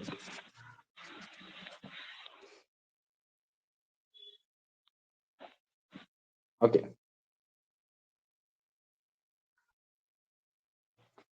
അപ്പൊ ഫസ്റ്റ് കം ഫസ്റ്റ് സെർവ് എന്ന് പറഞ്ഞാൽ ബാച്ച് പ്രോസസ്സിങ്ങിന് വേണ്ടിയിട്ടാണ് യൂസ് ചെയ്യുന്നത് കേട്ടോ.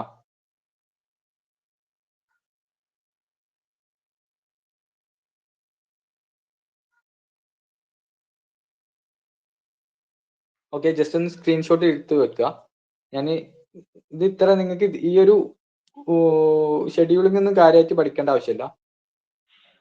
ഓക്കെ, നെക്സ്റ്റ് പഠിക്കേണ്ട ആവശ്യമില്ല മീൻസ് ഇപ്പൊ ഏതൊക്കെയാണ് എക്സാമ്പിൾസ് ഒക്കെ പഠിച്ചു പോയാൽ മതിയാവും. ഇതിന്റെ ഉള്ളിൽ നിന്ന് ഇപ്പൊ average turn around time, average waiting time ഒന്നും കാണേണ്ട ആവശ്യം ഉണ്ടാവില്ല.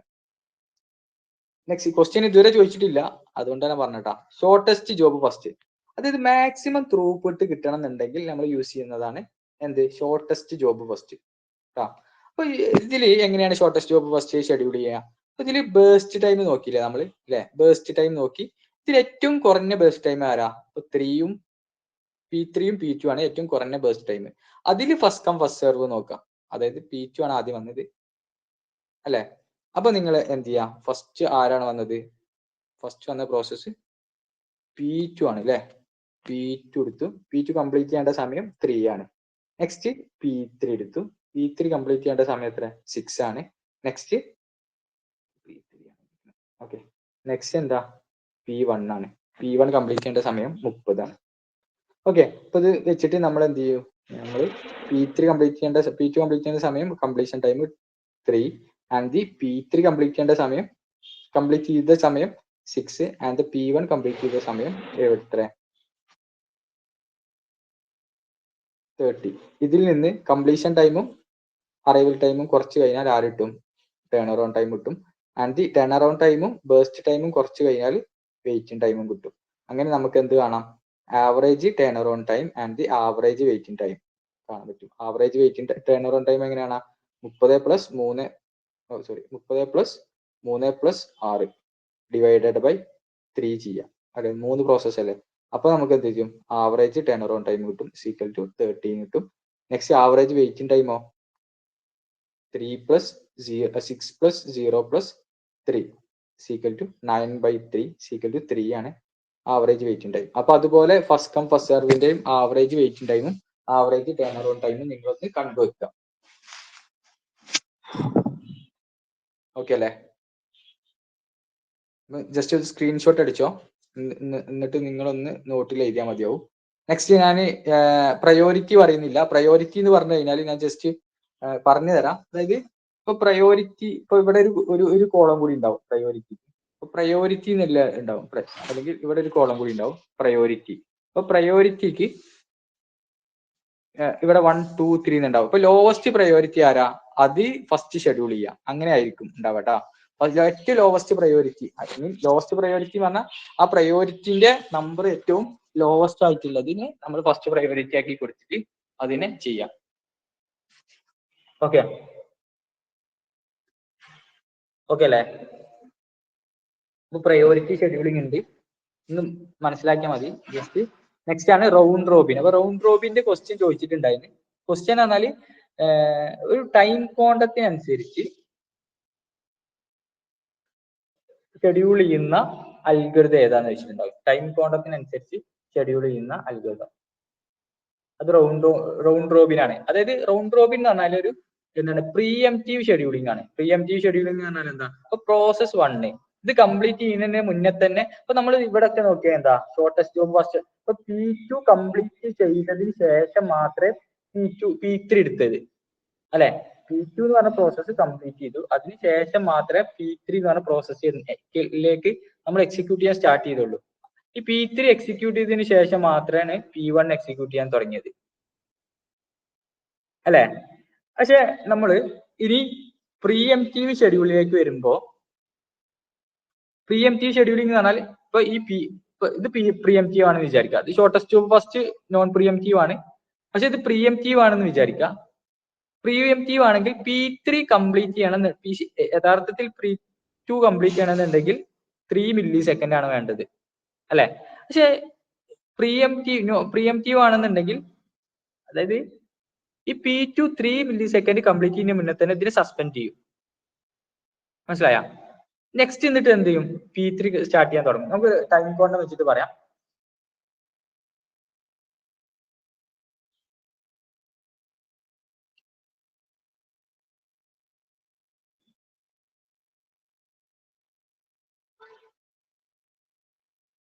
ഓക്കെ, ഇപ്പൊ റൗണ്ട് റോബിൻ ആണ് നമ്മൾ പറയുന്നത്.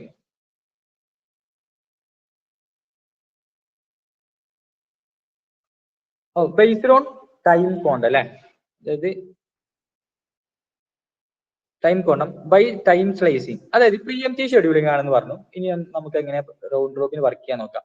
അപ്പോ നമുക്ക് P1 P2 P3 എന്ന 3 പ്രോസസ് ഉണ്ട്. And the burst time for the P1 is 5 and the P2 is 3 and the P2 is 3 and the P3 is 1. Then how we calculate the round robin scheduling algorithm? നോക്കിയാ ഇവിടെ ആകെ 3 schedule പ്രോസസ്സേ ഉള്ളൂ അല്ലെ schedule ചെയ്യാൻ വേണ്ടിയിട്ട്. പക്ഷെ ഇവിടെ നമ്മൾ എന്താ ചെയ്തത്, ടൈം ക്വാണ്ടം എന്ന് പറഞ്ഞിട്ടുള്ള ഒരു ടൈം സ്ലൈസിങ് എമൗണ്ട് നമുക്ക് തരും. അപ്പൊ ഇവിടെ തന്നിട്ടുള്ളത് Q = 2 ആണ്. നിങ്ങൾക്ക് ചിലപ്പോൾ Q = 3 വരും, Q = 4 വരും. അതിനനുസരിച്ച് ഗാൻ ചാർട്ടിന് മാറും.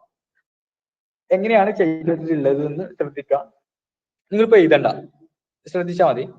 ഫസ്റ്റ് നോക്കാം, P1 ഷെഡ്യൂൾ ചെയ്യണമെന്നുണ്ടെങ്കിൽ 5 യൂണിറ്റ് ഓഫ് ടൈം ആണ് വേണ്ടത്. And the time quantum is equal to 2 അല്ലെ. അപ്പൊ എന്ത് ചെയ്യും, P1 0 അറൈവൽ ടൈം നോക്കി കേട്ടോ. അതായത് P1 0 അറൈവ് ചെയ്തു. നെക്സ്റ്റ് 2 എത്തിയപ്പോ ടൈം സ്ലൈസ് ചെയ്തു എന്നാണ് പറയുന്നത്. അതായത് ക്വാണ്ടം 2 ആയതുകൊണ്ട് 2 മാക്സിമം 2 യൂണിറ്റ് ഓഫ് പ്രോസസ് ഉള്ളു വരിക, ടൈം ഓഫ് പ്രോസസ് മാത്രമേ വരുള്ളൂ. ഓക്കെ, അപ്പൊ 2 ഇവിടെ സ്ലൈസ് ചെയ്ത് കഴിഞ്ഞിട്ട് നെക്സ്റ്റ് എന്ത് ചെയ്തു, P2 എക്സിക്യൂട്ട് ചെയ്യാൻ സ്റ്റാർട്ട് ചെയ്തു. ഓക്കെ, അപ്പൊ റിമൈനിങ് എത്ര യൂണിറ്റ് ഓഫ്, ഇപ്പൊ 2 ആണ് എക്സിക്യൂട്ട് ചെയ്തത്, 2 വരെ എക്സിക്യൂട്ട് ചെയ്തു, ടോട്ടൽ 5 ആണ്. ബാക്കി റിമൈനിങ് ടൈം എത്ര ഉണ്ടായിരുന്നത്, 3 ടൈം ആണ് ബാക്കി റിമൈനിങ്. അതിപ്പോ ജസ്റ്റ് ഇവിടെ ഇങ്ങനെ മേലെ എന്ത് ചെയ്യാം, റിമൈനിങ് ജസ്റ്റ് വെറുതെ എഴുതി വെക്കാം. ഓക്കെ, നെക്സ്റ്റ് എന്താ, നെക്സ്റ്റ് P2 എക്സിക്യൂട്ട് ചെയ്യാൻ സ്റ്റാർട്ട് ചെയ്തു. ടൈം ക്വാണ്ടം 2 ആണ്. അപ്പൊ 2 + 2 = 4 വരും അല്ലെ. നെക്സ്റ്റ് എന്താ, ഇതിന്റെ റിമൈനിങ് എത്ര വരും, 1 ആണ് അല്ലെ റിമൈനിങ് അല്ലെ. നെക്സ്റ്റ് P3 എക്സിക്യൂട്ട് ചെയ്യാൻ സ്റ്റാർട്ട് ചെയ്ത്, P3 എക്സിക്യൂട്ട് ചെയ്യാൻ സ്റ്റാർട്ട് ചെയ്യുമ്പോൾ P3യുടെ ബേസ്റ്റ് ടൈം എത്രയാ, P3യുടെ ബേസ്റ്റ് ടൈം 1 ആണ് ഉള്ളത് അല്ലെ. അപ്പൊ 4 + 1 എന്ന് പറഞ്ഞു കഴിഞ്ഞാൽ 5 ആണ്. ഓക്കെ, 1 മാത്രമേ ഉള്ളൂ. ഇനി 1 ആയതുകൊണ്ട് തന്നെ നമുക്ക് എന്ത് ചെയ്യാം, ഇതിന്റെ റിമൈനിങ് ഒന്നും ഉണ്ടാവില്ല. P3 ഇവിടെ കംപ്ലീറ്റ് ചെയ്ത്, P3 ഇനി ബാക്കിയില്ല റിമൈനിങ് പോർഷൻ ഒന്നും എക്സിക്യൂട്ട് ചെയ്യേണ്ട ആവശ്യമില്ല. അപ്പൊ P3 ആണ്. P3 ഇവിടെ കംപ്ലീറ്റ് ചെയ്തത് കൊണ്ട് തന്നെ P3 യുടെ കംപ്ലീഷൻ ടൈം എത്ര? ഓക്കെ, ഇവിടെ 7 ആണ് ഇതിലുള്ളത്. ഓക്കെ, P3 യുടെ കംപ്ലീഷൻ ടൈം എത്ര? ഈക്വൽ ടു 5 ആണ് അല്ലെ? ഓക്കെ, P3 5 ആണ്. ഓക്കെ, ഇനി നോക്കിയാ കംപ്ലീഷൻ P3 ഇവിടെ കംപ്ലീറ്റ് ചെയ്തു. ഇവിടെ P3 കംപ്ലീറ്റ് ചെയ്തു. ഓക്കെ, നെക്സ്റ്റ് ഇനി ഇപ്പൊ മൂന്നും ഒരു വട്ടം വെച്ചിട്ട് കംപ്ലീറ്റ് ചെയ്തു. നെക്സ്റ്റ് വീണ്ടും നമ്മൾ P1ലേക്ക് പോയി. P1ന് റിമൈനിങ് എത്ര ഉണ്ടായിരുന്നത്? P1ൽ റിമൈനിങ് 3 ആണ് ഉണ്ടായിരുന്നത് അല്ലെ? അതിൽ 2 മാത്രമേ നമുക്ക് അറ്റ് എ ടൈം എടുക്കാൻ പറ്റുള്ളൂ. അപ്പൊ 5 + 2 = 7. റിമൈനിങ് എത്ര ഉണ്ടാവും? ഇപ്പൊ 3ൽ നിന്ന് 2 പോയി അല്ലെ? ബാക്കി എത്ര ഉണ്ട്? = 1 ഉണ്ടാവും. ആ 1 ഇവിടെ ജസ്റ്റ് ഇവിടെ എഴുതി കൊടുത്തു. നെക്സ്റ്റ് P2ല് ബാക്കി എത്ര ഉണ്ട്? P2ല് ബാക്കി 1 ഉള്ളൂ. അപ്പൊ 7 + 1 = 8. ഓക്കെ, ഇവിടെ വെച്ചിട്ട് എന്ത് കഴിഞ്ഞു? P2ന്റെ എക്സിക്യൂഷനും കഴിഞ്ഞു അല്ലെ? 8ൽ വെച്ചിട്ട് P2ന്റെ എക്സിക്യൂഷനും കഴിഞ്ഞു. നെക്സ്റ്റ് P1 = എത്ര? P1ല് ബാക്കി എത്ര ഉണ്ട്? റിമൈനിങ് 1 ഉണ്ടായിരുന്നുള്ളൂ. അപ്പൊ 8 + 1 = 9. അപ്പൊ P1ഉം എക്സിക്യൂട്ട് ചെയ്ത് കഴിഞ്ഞു. ഓക്കെ, അങ്ങനെയാണെങ്കിൽ ഇതിന്റെ turn around time equal to completion time minus arrival time ആണ് അല്ലെ? 9 - 0 = 9. ആൻഡ് ദി P2ന്റെ turn around time 8 - 1 = 7. And the P3യുടെ ടേൺ അറൗണ്ട് ടൈം 5 - 2 = എത്രയാണ്? 3 വരും. നെക്സ്റ്റ്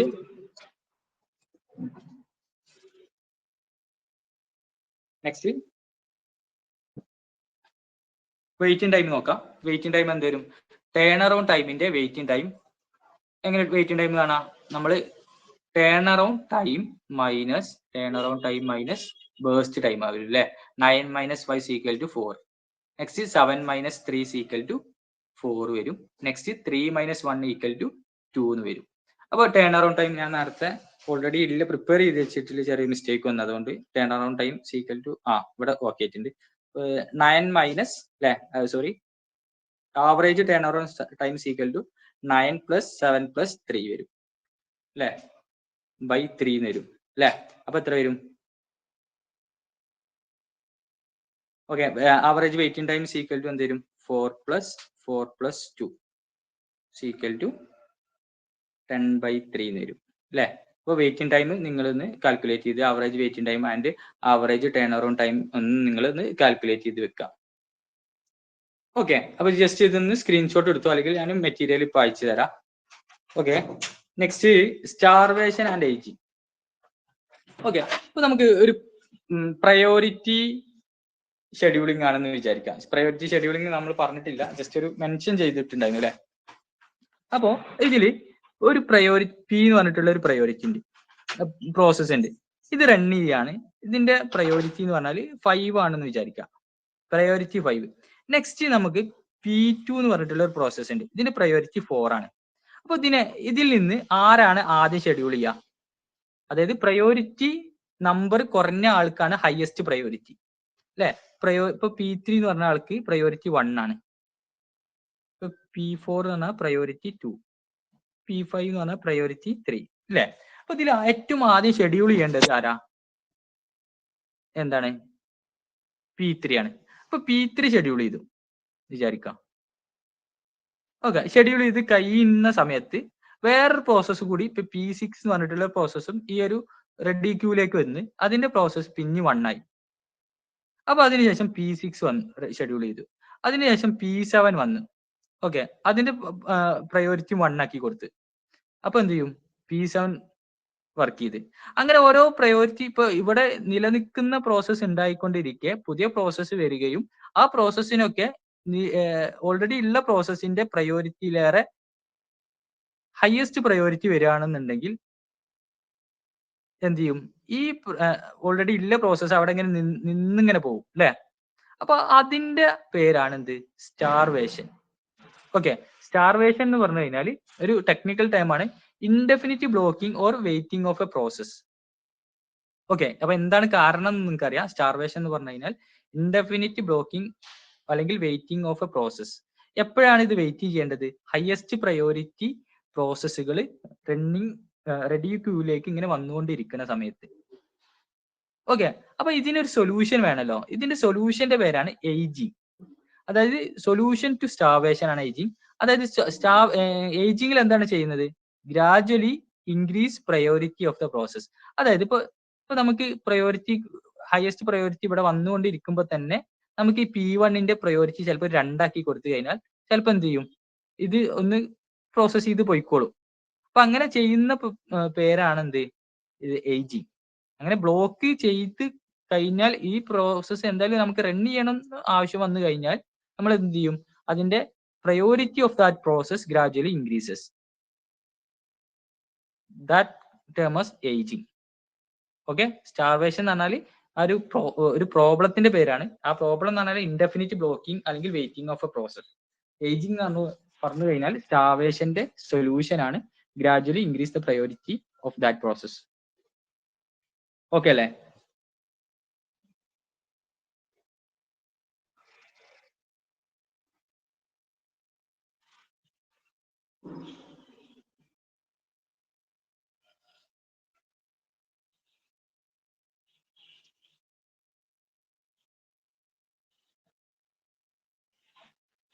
ഓക്കെ അല്ലടാ?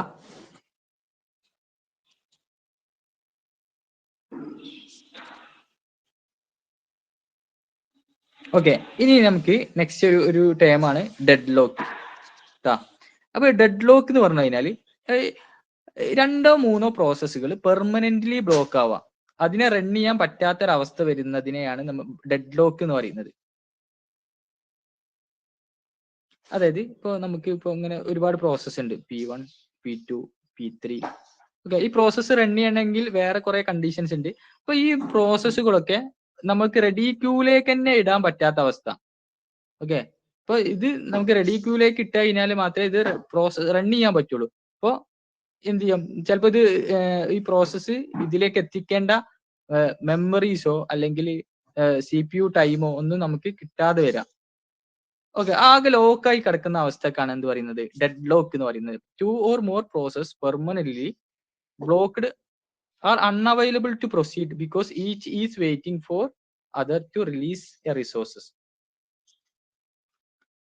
ഓക്കെ, ഇനി ഡെഡ് ലോക്ക് ഹാപ്പൻ ചെയ്യണമെന്നുണ്ടെങ്കിൽ 4 കണ്ടീഷൻസ് ആണ്. അപ്പൊ ഈ 4 കണ്ടീഷൻ നിങ്ങളൊന്ന് ഓർത്തു വെക്കുക. ഓക്കെ, 4 കണ്ടീഷൻ ആണ്. Circular wait, mutual exclusion. അപ്പൊ ഇതിന്റെ ഡെഫിനിഷൻസ് ഒക്കെ ഉണ്ട്, അതൊന്നും നിങ്ങൾ നോക്കണ്ട. Just 4 conditions for sufficient condition for deadlock. Okay, circular wait, mutual exclusion, no preemption and hold and wait. അപ്പൊ ജസ്റ്റ് നിങ്ങൾ ഇങ്ങനെ ആലോചിച്ചാൽ മതി. CM ഹാസ് നോ ഹോൾഡ്, CMന് നോ ഹോൾഡ്. ഓക്കെ, അതായത് സർക്കുലർ വെയിറ്റ് സഫിഷ്യന്റ് കണ്ടീഷൻ ആട്ടോ. അപ്പൊ ഈ 4 കണ്ടീഷനും ഓക്കെ ആയാൽ മാത്രമേ ഒരു സിസ്റ്റത്തിൽ ഡെഡ് ലോക്ക് ഹാപ്പൻ ചെയ്യുള്ളൂ. ഡെഡ് ലോക്ക് എന്ന് പറഞ്ഞാൽ ഒരു അൺഫേവറബിൾ കണ്ടീഷൻ ആണ് ഒരു പ്രോസസ്സിനെ സംബന്ധിച്ചിടത്തോളം. ആ unfavourable condition deadlock happen ചെയ്യണം എന്നുണ്ടെങ്കിൽ 4 കണ്ടീഷൻസ് അവിടെ വർക്ക് ചെയ്യണം. Circular wait, mutual exclusion, no preemption, hold and wait. ഇതൊക്കെയാ circular wait, CM for mutual exclusion, no for no preemption, then hold എന്നാൽ ഹോൾഡ് ആൻഡ് വെയിറ്റ്. ഈ 4 കണ്ടീഷനും must be true ആയിരിക്കണം for deadlock ഒക്കെ. Okay, ഇനി deadlock avoid ചെയ്യേണ്ട ഒരു algorithm ഉണ്ട്. ഓക്കെ, ഡെഡ് ലോക്ക് ഹാപ്പൻ ചെയ്യുന്നതിന് മുന്നേ അതിനെ പ്രിവെന്റ് ചെയ്യാൻ വേണ്ടിയിട്ടുള്ള ഒരു അൽഗോരിതം ആണ് ബാങ്കേഴ്സ് അൽഗോരിതം എന്ന് പറഞ്ഞാൽ. ബാങ്കേഴ്സ് അൽഗോരിതം എന്ന് പറഞ്ഞു കഴിഞ്ഞാൽ dead lock avoidance algorithm. Dead lock avoidance algorithm, bankers algorithm. Just ഒന്ന് നോട്ട് ചെയ്ത് വെക്കുക.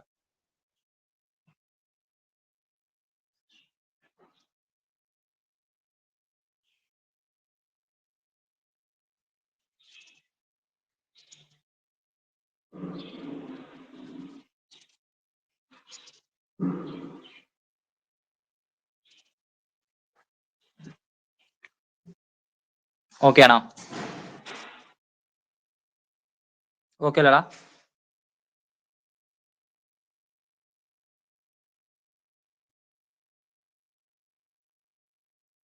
ഞാനൊരു 10 മിനിറ്റ് കൂടി എക്സ്ട്രാ എടുക്കുന്നുണ്ട്.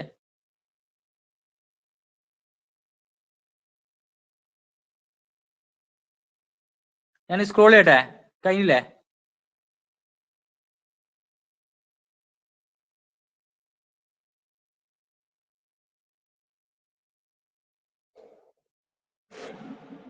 ഓക്കെ, നെക്സ്റ്റ് ആണ് മെമ്മറി മാനേജ്മെന്റ്. ഓക്കെ, മെമ്മറി മാനേജ്മെന്റിൽ നമുക്ക് ഒന്ന് നോക്കാനുള്ളത് ഒരു ഫെൻസ് രജിസ്റ്റർ എന്ന് പറഞ്ഞിട്ടുള്ള ഒരു രജിസ്റ്റർ ഉണ്ട്.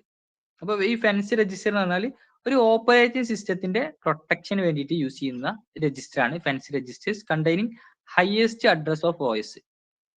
അതായത് ഇപ്പൊ ഒരു റാം അല്ലെ, ഈ റാമിൽ ഓപ്പറേറ്റിംഗ് സിസ്റ്റം ഉണ്ട് എന്ന് വിചാരിക്കാം. ഇപ്പൊ എന്തായാലും ഇപ്പൊ ഒരു റെസിഡന്റ് പാർട്ടിൽ OS ലോഡ് ചെയ്യുമല്ലോ. ഈ ഹയസ്റ്റ് പാർട്ടിന്റെ ഇപ്പൊ ഈ പാർട്ടായിരിക്കും ഇതിന്റെ ഹയസ്റ്റ് അഡ്രസ് വരിക അല്ലെ. ഈ അഡ്രസ്സിന്റെ മുകളിലുള്ള അഡ്രസ് ആയിരിക്കും എന്ത് ചെയ്യുക, ആപ്ലിക്കേഷൻ പ്രോഗ്രാംസ് ഒക്കെ റൺ ചെയ്യാൻ വേണ്ടി യൂസ് ചെയ്യുക. ഓക്കെ, അപ്പൊ അതാണ് ഇപ്പൊ ഈ അഡ്രസ്, ഇപ്പൊ ഇവിടുത്തെ എല്ലാ അഡ്രസ് സ്റ്റോർ ചെയ്യാൻ വേണ്ടിയിട്ട് യൂസ് ചെയ്യുന്ന രജിസ്റ്റർ ആണ് എന്ത്, fence registers for operating system പ്രൊട്ടക്ഷന് വേണ്ടിയിട്ട്.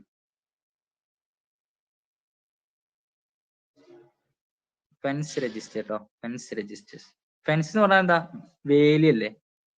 അതായത് അപ്ലിക്കേഷൻ പ്രോഗ്രാമും OS-ഉം തമ്മിലുള്ള ഒരു bridge. Okay, memory management fence registers containing highest address of OS for OS protection.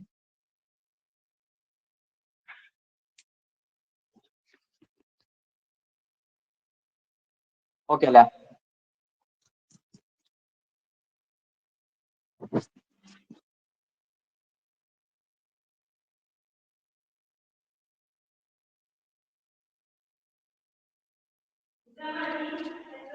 Okay, next virtual memory.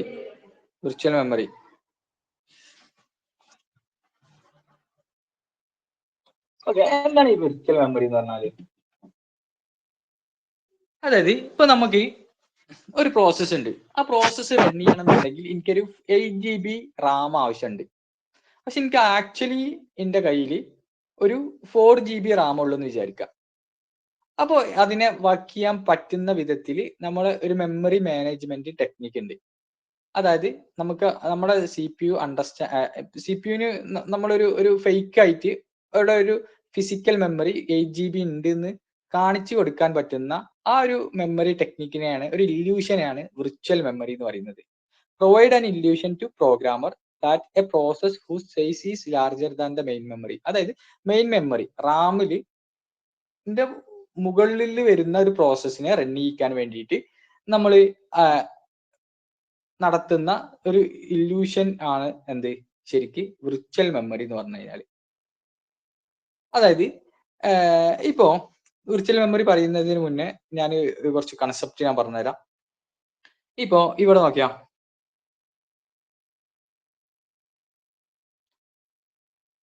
Hard disk ഉണ്ട്.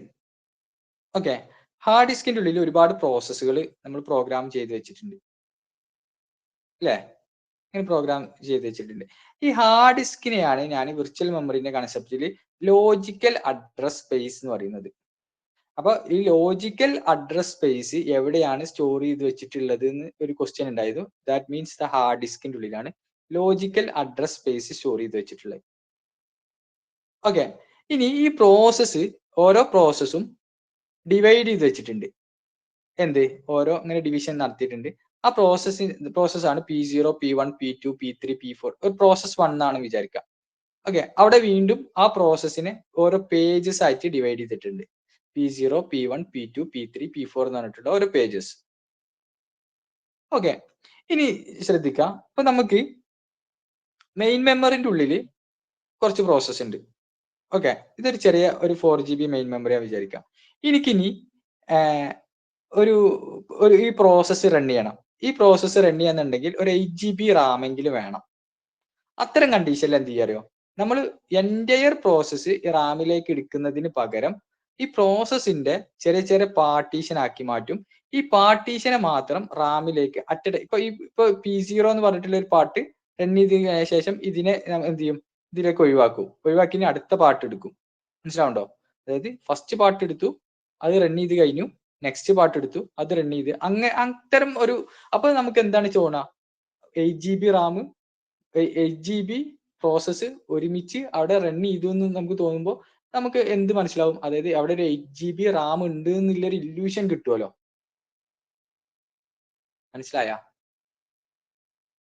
അവിടെ മനസ്സിലായ? എനിക്ക് ക്ലിയർ ആയിട്ടില്ലെങ്കിൽ ഒന്ന് പറഞ്ഞ.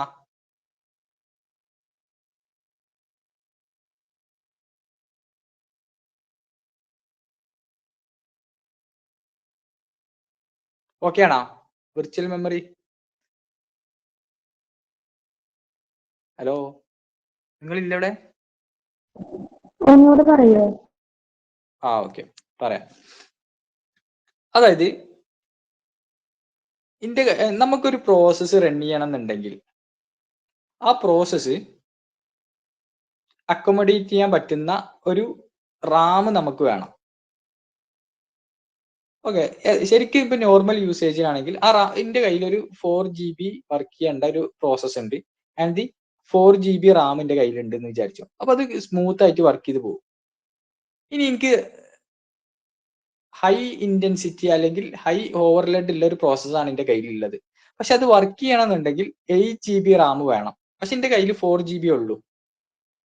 ഓക്കെ, അങ്ങനെയുള്ളൊരു കണ്ടീഷൻ വരുന്ന സമയത്ത് നമുക്കിത് സ്മൂത്ത് ആയിട്ട് വർക്ക് ചെയ്യാൻ വേണ്ടിയിട്ട് 8 GB റാം എന്റെ കയ്യിൽ ഉള്ളത് പോലെ ആക്ട് ചെയ്യുന്ന ഒരു കൺസെപ്റ്റ് ആണ് എന്ത്, വിർച്വൽ മെമ്മറി. യഥാർത്ഥത്തിൽ അവിടെ അത്തരം വലിയ ഒരു മെയിൻ മെമ്മറി ഇല്ല, പക്ഷെ അത് ആക്ട് ചെയ്യും അത്ര ഒരു മെയിൻ മെമ്മറി ആയിട്ട്. അതെങ്ങനെയാണ് ആക്ട് ചെയ്യാന്ന് പറഞ്ഞു കഴിഞ്ഞാൽ, ഈ പ്രോസസ്സ് ഉണ്ട്, ഇത് വലിയൊരു പ്രോസസ്സാണ്, വലിയൊരു ഓവർലോഡ് ഉള്ള പ്രോസസ്സ്. ഇത് വർക്ക് ചെയ്യണമെന്നുണ്ടെങ്കിൽ 8 GB റാം വേണം.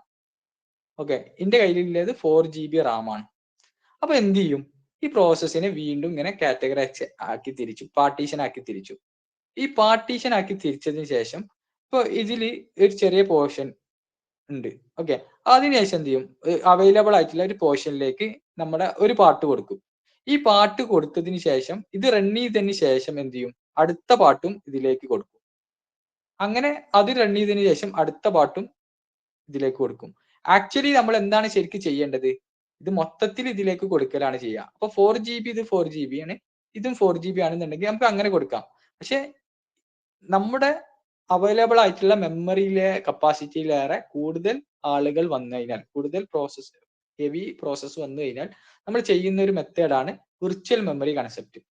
ഇപ്പോൾ ഞാൻ ക്ലാസ് എടുക്കുന്ന ഒരു ക്ലാസ് റൂം, അതിൽ 30 പേർക്ക് അറ്റ് എ ടൈം 30 സീറ്റേ ഉള്ളൂ.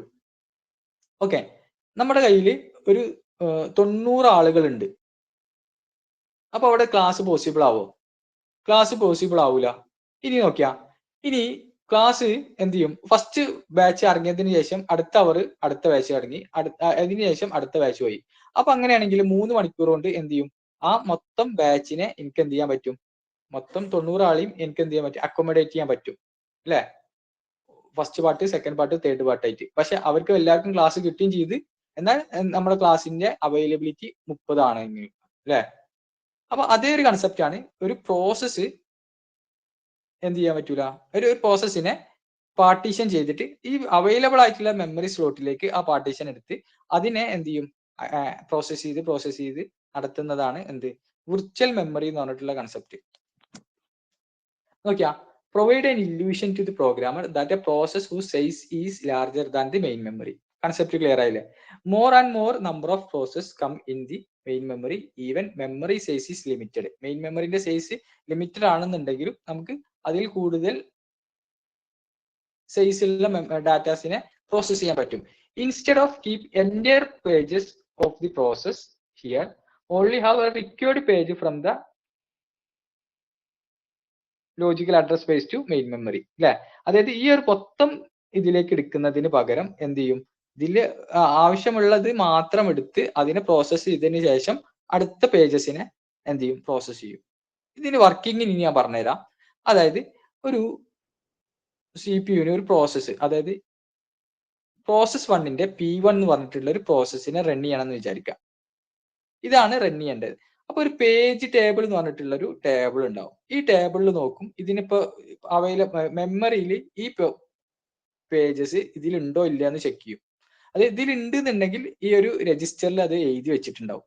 ഈ രജിസ്റ്റർ ആണ് എന്ത് ശരിക്ക് പേജ് ടേബിൾ എന്ന് പറഞ്ഞിട്ടുള്ളത്.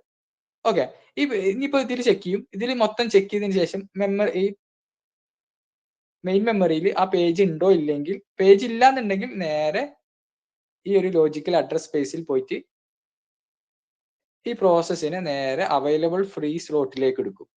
ഓക്കെ, അവൈലബിൾ ഫ്രീ സ്ലോട്ടിലേക്ക് എടുത്തു കഴിഞ്ഞാൽ ഈ മെയിൻ മെമ്മറിയിൽ നിന്ന് പേജ് ടേബിളിലേക്ക് അത് റെഫർ ചെയ്യും. അതായത് ഇതിന്റെ ഫ്രെയിം നമ്പേഴ്സ് ആണ് 0, 1, 2, 3, 4. അപ്പോൾ 4th ഫ്രെയിമിൽ ആരുണ്ട്, P1 എന്ന് പറഞ്ഞിട്ടുള്ള പ്രോസസ്സ് ഉണ്ട് എന്ന് എഴുതി വെക്കും. അതിനുശേഷം എന്ത് ചെയ്യും, ഇത് CPU എവിടെയാണ് ഉള്ളത് ആ ഫ്രെയിമിൽ പോയിട്ട് ഇതിനെ പ്രോസസ്സ് ചെയ്തെടുക്കും. അതാണ് വിർച്വൽ മെമ്മറിന്റെ ഒരു കൺസെപ്റ്റ്. അപ്പോൾ ഇനി പേജ് ടേബിൾ ഇതിൽ ഇപ്പൊ ഉള്ളത് ഏതൊക്കെയാ? പേജ് ടേബിൾ ഉണ്ട്, മെയിൻ മെമ്മറി ഉണ്ട്, ലോജിക്കൽ അഡ്രസ് സ്പേസ് ഉണ്ട്. അപ്പൊ പേജ് ടേബിൾ എന്ന് പറഞ്ഞാൽ to map virtual address to physical address. അപ്പൊ വിർച്വൽ അഡ്രസ് എന്ന് പറഞ്ഞാൽ എന്താ? ഈ ഫ്രെയിം ഇതിനെയാണ് വിർച്വൽ അഡ്രസ് അറിയുന്നത്. ഓക്കെ, CPU കൊടുത്തൊരു അഡ്രസ് ഉണ്ടാവും. ഫിസിക്കൽ അഡ്രസ്സോ? ഫിസിക്കൽ അഡ്രസ് എന്ന് പറഞ്ഞാൽ ഈ റാമിന്റെ ആക്ച്വൽ അഡ്രസ്സിനെയാണ് ഫിസിക്കൽ അഡ്രസ് എന്ന് പറയുന്നത്. ഓക്കെ, അതായത് പേജ് ടേബിൾ എന്ന് പറഞ്ഞാൽ keep track where pages are stored in main memory. Main മെമ്മറിയിൽ, അതായത് റാമിന്റെ ഉള്ളിൽ എവിടെയാണോ ഈ പേജ് സ്റ്റോർ ചെയ്തിട്ടുള്ളത് അതിന്റെ ഒരു രജിസ്റ്റർ ആണ്. ഇപ്പൊ ഇത് 4th ഫ്രെയിമിലാണ് സ്റ്റോർ ചെയ്തിട്ടുള്ളത്. അപ്പൊ ഇവിടെ 4th ഫ്രെയിമിൽ process 1 of the page 1 of the process 1 എന്ന് പറഞ്ഞിട്ട് ഇങ്ങനെ സേവ് ചെയ്ത് വെച്ചിട്ടുണ്ടാവും. ഓക്കെ, അപ്പൊ ഇത്രേ ഉള്ളൂ വിർച്വൽ മെമ്മറി. ഇനി virtual memory is divided into, ഈ വിർച്വൽ മെമ്മറിയിൽ ഈ ബ്ലോക്സിനെ divided into pages. Okay, ഇപ്പോ ഈ ഒരു ഇത് ലോജിക്കൽ അഡ്രസ് സ്പേസ് അല്ലെ. ലോജിക്കൽ അഡ്രസ് സ്പേസിൽ വെച്ചിട്ട് നമ്മൾ ഓരോ പ്രോസസ്സിനെയും വീണ്ടും ഇങ്ങനെ ഡിവൈഡ് ചെയ്തു അല്ലെ. ഒരു പ്രോസസ്സാണ്. ഇതിനെ നമ്മൾ എന്ത് ചെയ്യും, ഇതിനെ ഡിവൈഡ് ചെയ്തിട്ട് ഇതിനെ എന്താക്കി മാറ്റി, ഓരോ ബ്ലോക്ക് ആക്കി മാറ്റി. ഈ ബ്ലോക്ക് ആക്കി മാറ്റിയതിനാണ് പേജസ് എന്ന് പറയുന്നത്. Virtual memory is divided into pages and the physical memory, ഇതിപ്പോ റാം ഉണ്ടല്ലേ, അപ്പൊ നമ്മൾ ഈ റാം ആണ് ഫിസിക്കൽ മെമ്മറി. ഈ ഫിസിക്കൽ മെമ്മറി എന്ന് പറഞ്ഞാൽ നമുക്ക് ക്യാൻ ബി ടച്ച് ഇല്ല, ഫിസിക്കലി അവിടെ ഉണ്ട്. വിർച്വൽ എന്ന് പറഞ്ഞാൽ യഥാർത്ഥത്തിൽ അവിടെ ഇല്ല, പക്ഷെ illusion to be there in a memory അല്ലെ. അപ്പൊ ഫിസിക്കൽ മെമ്മറി ഡിവൈഡ് ചെയ്തിട്ട് ഏതാക്കി മാറ്റി, ഫ്രെയിംസ് ആക്കി മാറ്റി. അപ്പൊ ഇതൊന്ന് കൺസെപ്റ്റ്, ഈ ഒരു സാധനം ഒന്ന് കാണാതെ പഠിക്കണേ നിങ്ങൾ. Virtual memory divided into pages and physical memory divided into frames. അപ്പൊ ഇത് നടത്തുന്നത് എവിടെ? പേജ് മാപ്ഡ് ടു ഫ്രെയിംസ് അല്ലെ. ഈ എവിടേക്കാണ് മാറ്റുന്നത്? പേജിൽ നിന്ന് ഫ്രെയിമിലേക്കാണ് ഇത് മാപ്പ് ചെയ്യുന്നത്. അപ്പൊ ഇത് മാപ്പ് ചെയ്യാൻ വേണ്ടി യൂസ് ചെയ്യുന്ന ഒരു ഹാർഡ്വെയർ ആണ് മെമ്മറി മാനേജ്മെന്റ് യൂണിറ്റ് എന്ന് പറഞ്ഞാൽ. പേജ് മാപ്ഡ് ടു ഫ്രെയിംസ്, ഇപ്പൊ പേജസിൽ നിന്ന് ഫ്രെയിമിലേക്കാണ് മാപ്പ് ചെയ്യുന്നത്. And by the use of memory management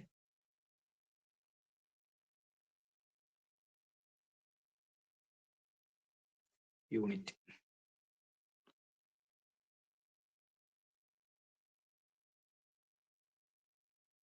ഇനി ഇത് ഇപ്പൊ യൂസ് അല്ലാത്ത പേജസ് ഉണ്ടല്ലോ, ഈ യൂസ് അല്ലാത്ത പേജസിനെ സ്റ്റോർ ചെയ്യാൻ വേണ്ടിയിട്ട് യൂസ് അല്ലാത്ത പേജസ് എവിടെ ഉണ്ടാവുക?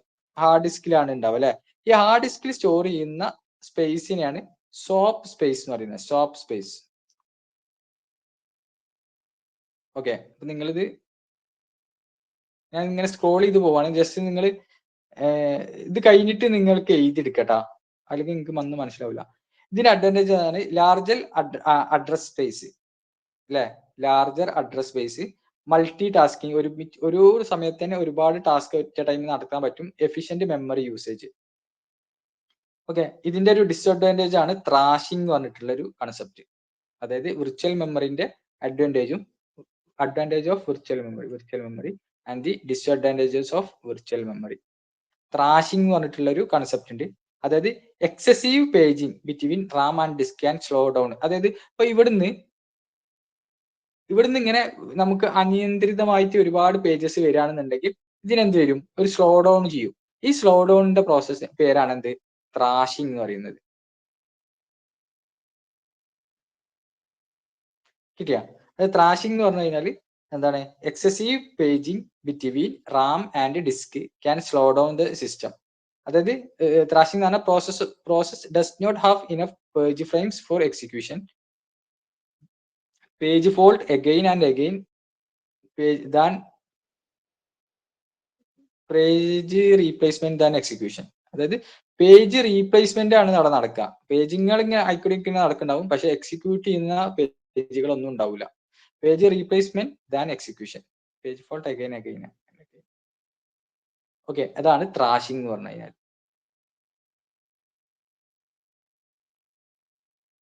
ഓക്കെ അല്ലേ?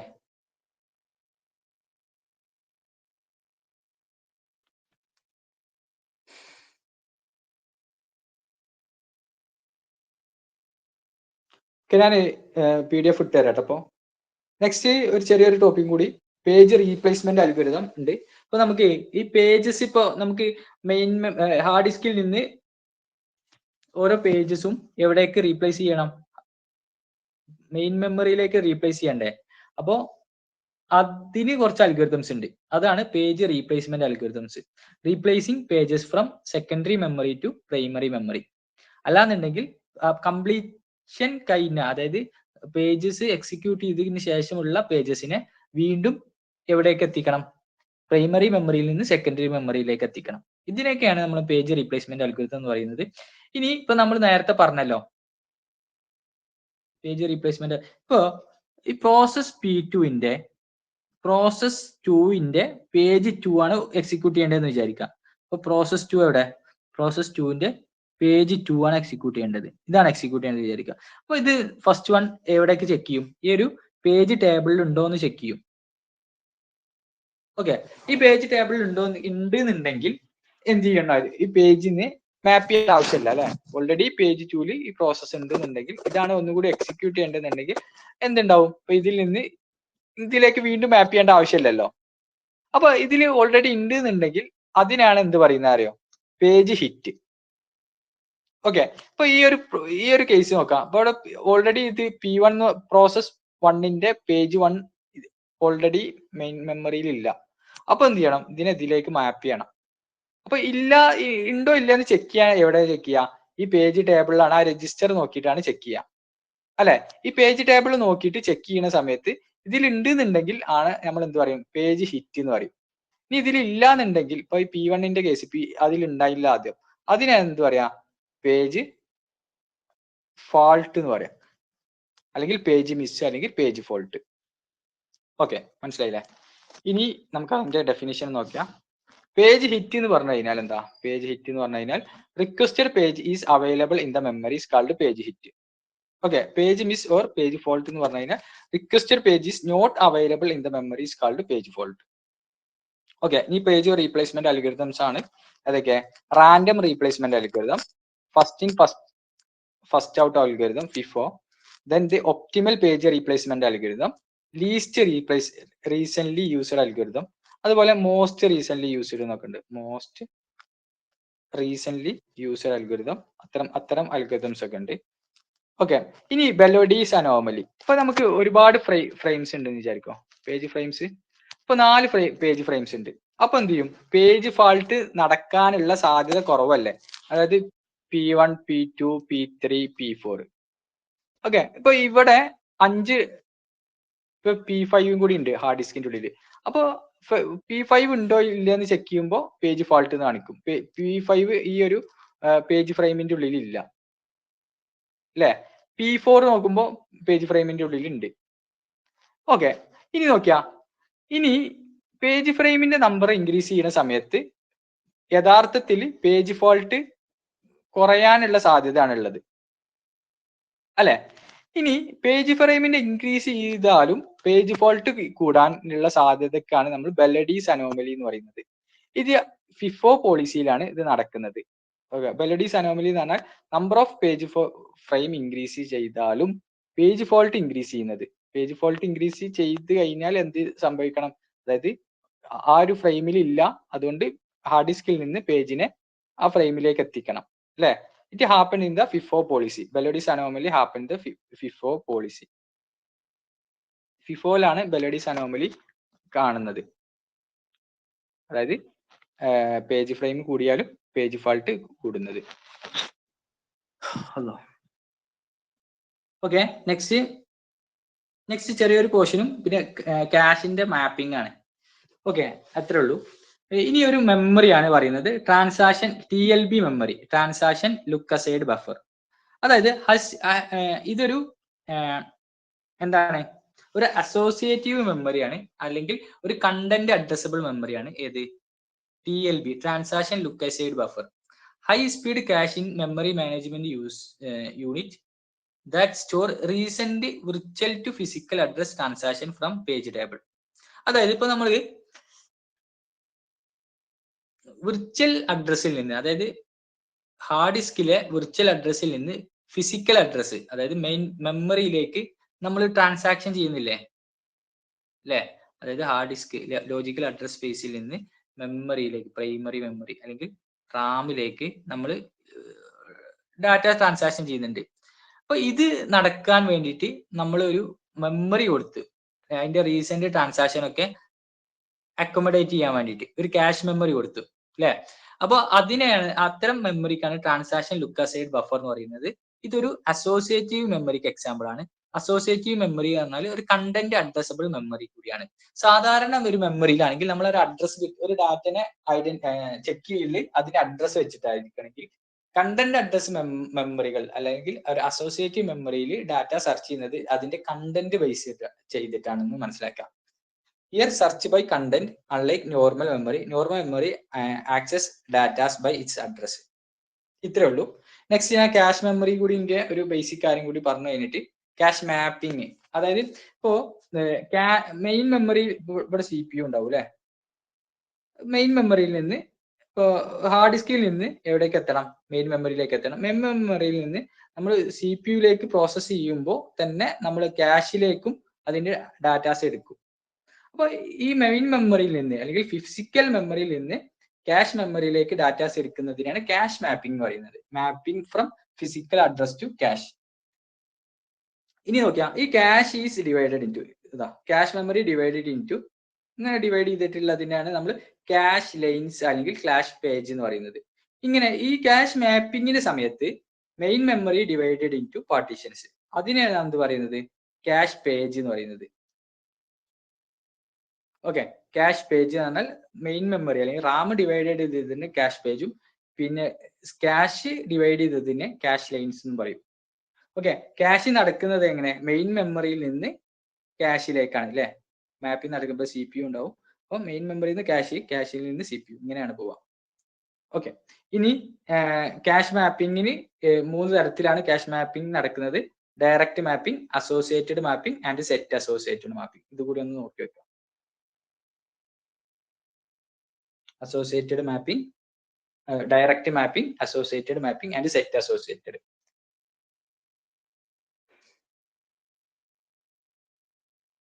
ഓക്കെ, ഞാൻ ഈ ക്യാഷ് മാപ്പിങ്ങിന്റെ കുറച്ച്